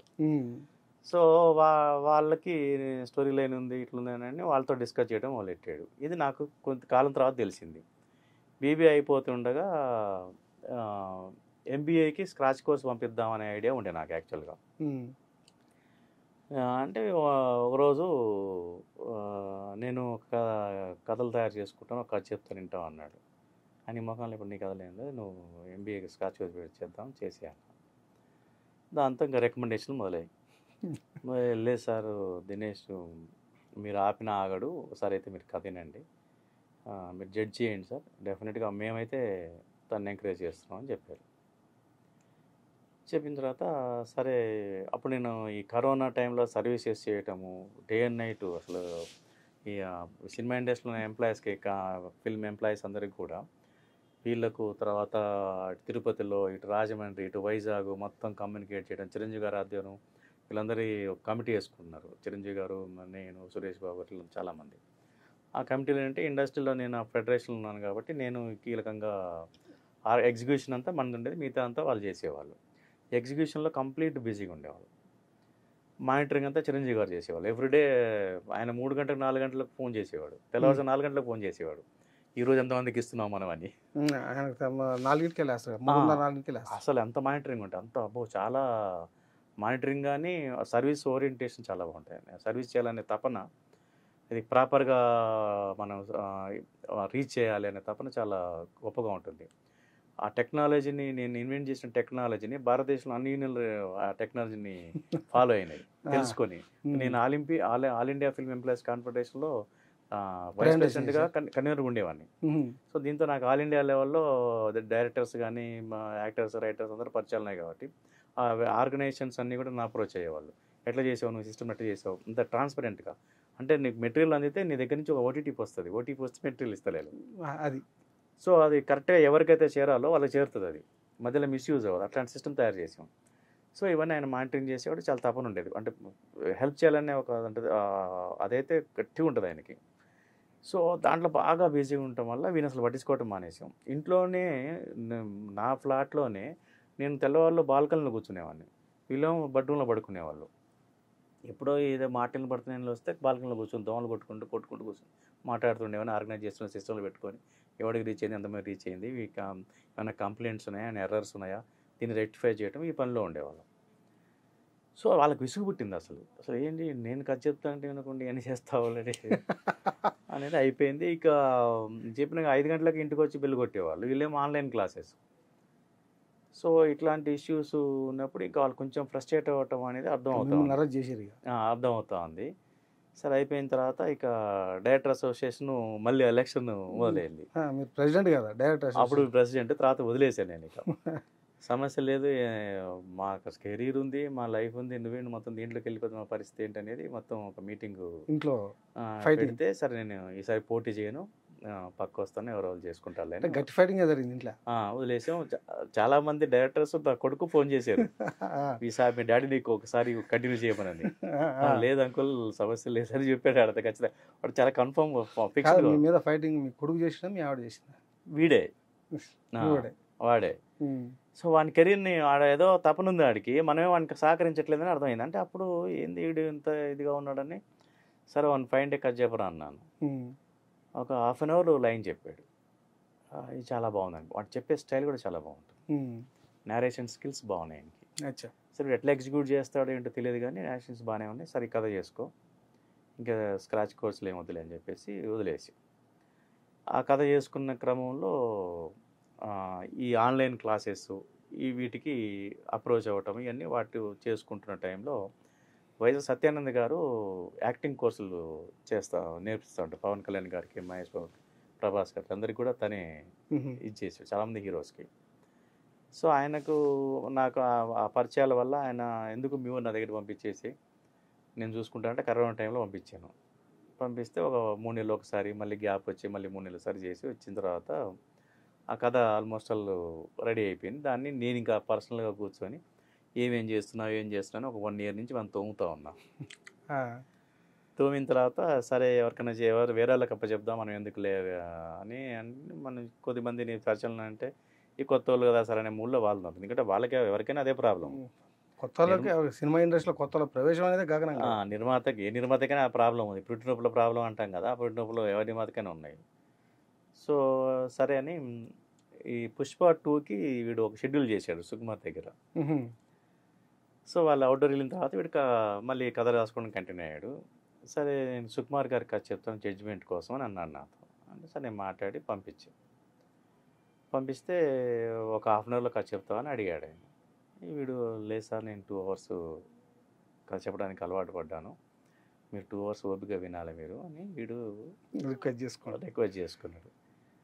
2 అవర్స్ ఏం చెప్తావు సర్లే అని, సరే మొహమాటానికి సరే నెక్స్ట్ వీక్ నేను చెప్తాను డేటు అంటే ఒకరోజు ముందు చెప్తే చాలని అడిగాడట. మీరు గంట ముందు చెప్తే చాలు, నేను రెడీ అయ్యి రావడానికి అంతే తప్ప మీరు గంట ముందు చెప్పిన వస్తానట. అట్లా సరే అని పంపించి ఒక వారం తర్వాత పిలిచి మొత్తం అందరి టీం అందరినీ కూర్చోబెట్టుకొని కథ విన్నాడు. ఇంటర్వ్యూలో అయ్యేంతవరకు కదలలేదు, అసలు ఎవరు కదలలేదట. వచ్చి ముద్దు పెట్టేసుకొని చాలా బాగుందిరా, అసలు నేను 10 నిమిషాలకు ఒకసారి కదులుతాను, అట్లాంటి మా టీం కూడా ఎవరు కదలలేదు, 10 నిమిషాలు గ్యాప్ ఇవి నాకు అని చెప్పేసి బయటకు వచ్చేసి ఆ 10 నిమిషాలు గ్యాప్ ఇచ్చిన తర్వాత మళ్ళీ సెకండ్ హాఫ్ విని స్టాండింగ్ ఓవేషన్ లేచి కాదు చప్పటి కొట్టాడు. అవన్నీ ఇంకా ముద్దులు పెట్టుకొని బ్లెస్ చేసి నాకు ఇమీడియట్గా బయటకు వచ్చి ఫోన్ చేశాడు. సార్ వాడు మామూలు కూడా సార్ వాడిని మీరు అసలు ఏం పట్టించుకోరు సార్, వాడు చూసుకుంటాడు, వాడు మామూలు కూడా కాదు అసలు నేను సెకండ్ సినిమా నేనే చేసుకుంటాను సుకుమార్ రేటింగ్స్లో అంటే నెక్స్ట్ డే కలిసి మాట్లాడాము. చాలా అప్రిషియేట్ చేసి చాలా స్కిల్స్ ఉన్నాయి సార్, వాడిని వదిలేయండి మీరు, కాకపోతే మీరు సినిమా ప్రొడ్యూస్ చేయకండి సార్, వాడి టాలెంట్ని మీరు ఇన్స్టాల్ చేసినట్టు కొట్టది మీరు సినిమా ప్రొడ్యూస్ చేస్తే అంటే మరి ఎవరు దొరకట్లేదు కదా నువ్వే చేసుకొని చెప్పా. కానీ నేను అంటే తనకు ఆల్రెడీ ప్రాజెక్టులు 3-4 లైనప్లో ఉన్నాయి. ఇంకోటి ఏంటంటే ఇంకా ఆల్రెడీ మీరు అనౌన్స్ చేశారు కదా, మీరు ఈ సినిమా చేయండి, సెకండ్ సినిమా అయితే నేను చేసుకుంటాను ఎట్లాగో అని తను ఆ ఎంకరేజ్మెంట్ వానికి ఇంకా బాగా బూస్ట్ ఇచ్చింది. దాని తర్వాత ఇక కంటిన్యూ అవుతా ఉంది. నెక్స్ట్ మంత్ స్టార్ట్ చేస్తాం. ఇప్పుడు కొడుకు సినిమాకు తండ్రే ప్రస్తుతానికి నిర్మాత తండ్రే, ఇంకా ఎంటర్ అయితే వాళ్ళు కూడా ఉండొచ్చు. ఆ సినిమా ఎట్లా ఉండబోతుంది? వాడు feel good love story, beautiful love story బాగా రాసుకున్నాడు. ఫీల్ గుడ్ లవ్ స్టోరీ, ఆ మ్యూజిక్ కొత్త వాళ్ళని పెట్టుకుంటున్నాడు, మ్యాక్సిమం యంగ్స్టర్స్ని పెట్టుకుంటున్నాడు. ఇంకా నాకు టీంకి సంబంధం లేకుండా వానికి ఎవరైతే ఆ ఫ్రీక్వెన్సీ కలుస్తుందో వాళ్ళందరినీ సెలెక్ట్ చేసుకుంటాడు. కెమెరామెన్ కొత్త అంటే ఒక సినిమా చేశాడు, తనకు వేవ్ లెంత్ కలిసిన వాళ్ళని. మ్యూజిక్ డైరెక్టర్ మలయాళం పై వాడే యంగ్స్టర్, ఫస్ట్ సినిమా వీడు ఫస్ట్ సినిమా. ఇలా అందరినీ కూడా యంగ్స్టర్స్ని ఫ్రెషర్స్ని కనెక్ట్ చేసుకుంటూ ట్రావెల్ అవుతాం. సాంగ్స్ రికార్డింగ్ అయిపోయినాయి, 6 సాంగ్లు రికార్డింగ్ అయినాయి. 6 సాంగ్లు కూడా బాగా చేయించుకున్నాడు, చాలా బాగా చేశాడు. ఈ 6 సాంగ్లు కూడా ఒకడే రాస్తుండే, కేకే అని ఇప్పుడు బాగా ఇదిలో ఉన్నాడు. తను సిరాపేట తనే రాస్తున్నాడు, మొత్తం రాశాడు ఆల్రెడీ. ఎందుకు సినిమా నిర్మాణంలో కానీ సినిమా నటీనటులలో కానీ అవకాశాలు అంటే ఆంధ్ర ప్రాంతానికి వచ్చినటువంటి అవకాశాలు ఎవరన్నా ఒకరిద్దరు శంకర్లాగా కొంచెం పోటీ పడ్డా కానీ పట్ట వేస్తూ అడిస్తూ పక్కకు పడేసే వాతావరణం ఎందుకు కనిపిస్తుంది? అదే ఇంకా అంటే రూలర్ కూడా ఆ చైతన్యం ఉండాలి. అంటే ఒక వ్యవస్థని సఫరర్స్ని కాపాడుకునే చైతన్యము, ఆ విజను రూలర్కి ఉండాలి. రూలర్కి ఆ విజన్ చైతన్యం ఉన్నప్పుడు ఖచ్చితంగా కూడా ఇన్బ్యాలెన్స్గా ఉన్నది బ్యాలెన్స్ అవుతుంది. మీరు రూలర్ అన్నారు కాబట్టి నాకు అవకాశం. మనం సినిమా అవార్డులు గతంలో నంది అవార్డులు అని పెట్టాం. ఈసారి మన ప్రజాకవి ప్రజాధనౌక గద్దర్ గారి పేరు పెట్టుకున్నాం. నాకు అన్న గద్దర్ పేరు మీద అవార్డులు ఇచ్చారు. కానీ ఆ సభలో తెలంగాణ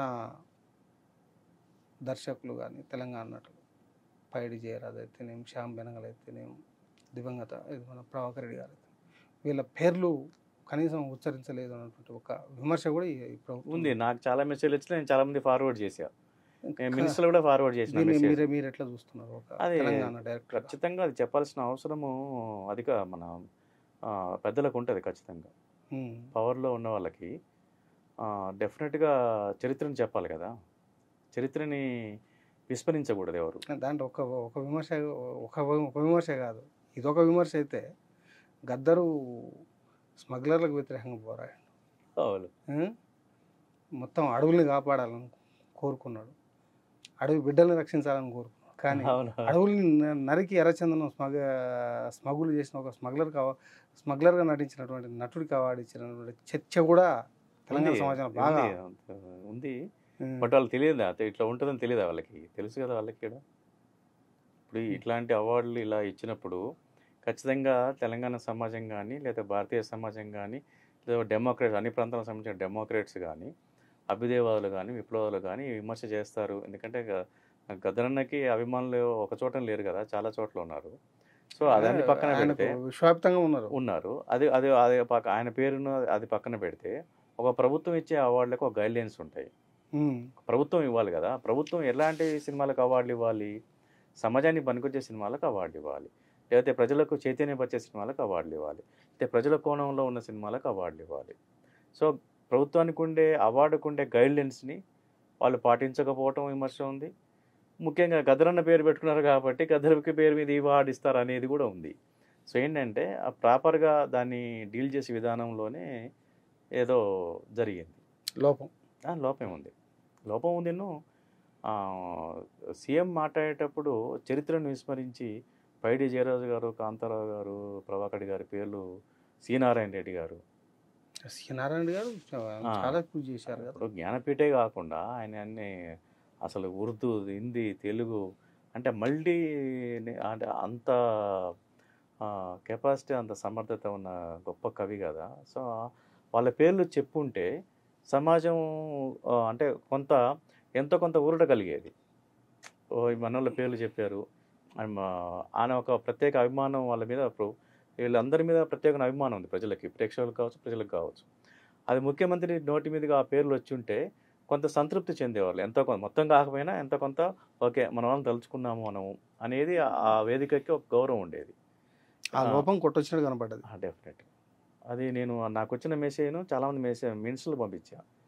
అంటే కాంగ్రెస్ గవర్నమెంట్లో ఉన్న చాలామంది పెద్దలకు నెంబర్లు నా దగ్గర ఉన్నాయి, వాళ్ళందరికీ పంపించా, నువ్వు ఇట్లా ఉంది చూడండి అని. ఓకే, థ్యాంక్ యూ సార్, మా స్టూడియోకి వచ్చి చాలా విషయాలని చెప్పినందుకు. థ్యాంక్ యూ కోటల. అందరికీ నమస్కారం అండి. నేను ఫిల్మ్ డైరెక్టర్ ఎన్ శంకర్ని. మీరందరూ కూడా విధాత డిజిటల్ ఫార్మేట్లో ఉన్న న్యూస్ పేపర్ని చదివి కొత్త అంశాలని, కొత్త న్యూస్ని, ఒక మీకు పనికొచ్చే ఉపయోగపడే ఇన్ఫర్మేషన్ కూడా మీరు తెలుసుకొని దాన్ని ఆదరించాలని కూడా కోరుకుంటున్నాను. అలాగే విధాత యూట్యూబ్ ఛానల్ కూడా అదే ప్రాసెస్లో మీకు ఎప్పటికప్పుడు ఒక మంచి ఇన్ఫర్మేషన్ని ఇచ్చే ఒక టీము, ఒక విజన్ ఉన్న టీం ఇక్కడ ఉంది. ప్రజల కోణంలో పనిచేసే టీం ఉంది కాబట్టి డెఫినెట్గా మీకు మంచి ఇన్ఫర్మేషన్ యూట్యూబ్ ఛానల్ ద్వారా కావచ్చు, విధాత డిజిటల్ పేపర్ ద్వారా కావచ్చు మీకు అందుతుంది. కాబట్టి మీరు దాన్ని చదవటం చూడటం మొదలు పెడితే మీకు అర్థమవుతుంది, మీరు కంటిన్యూ చేస్తారు. ఆ నమ్మకం నాకుంది. Thank you very much. Thanks అన్న.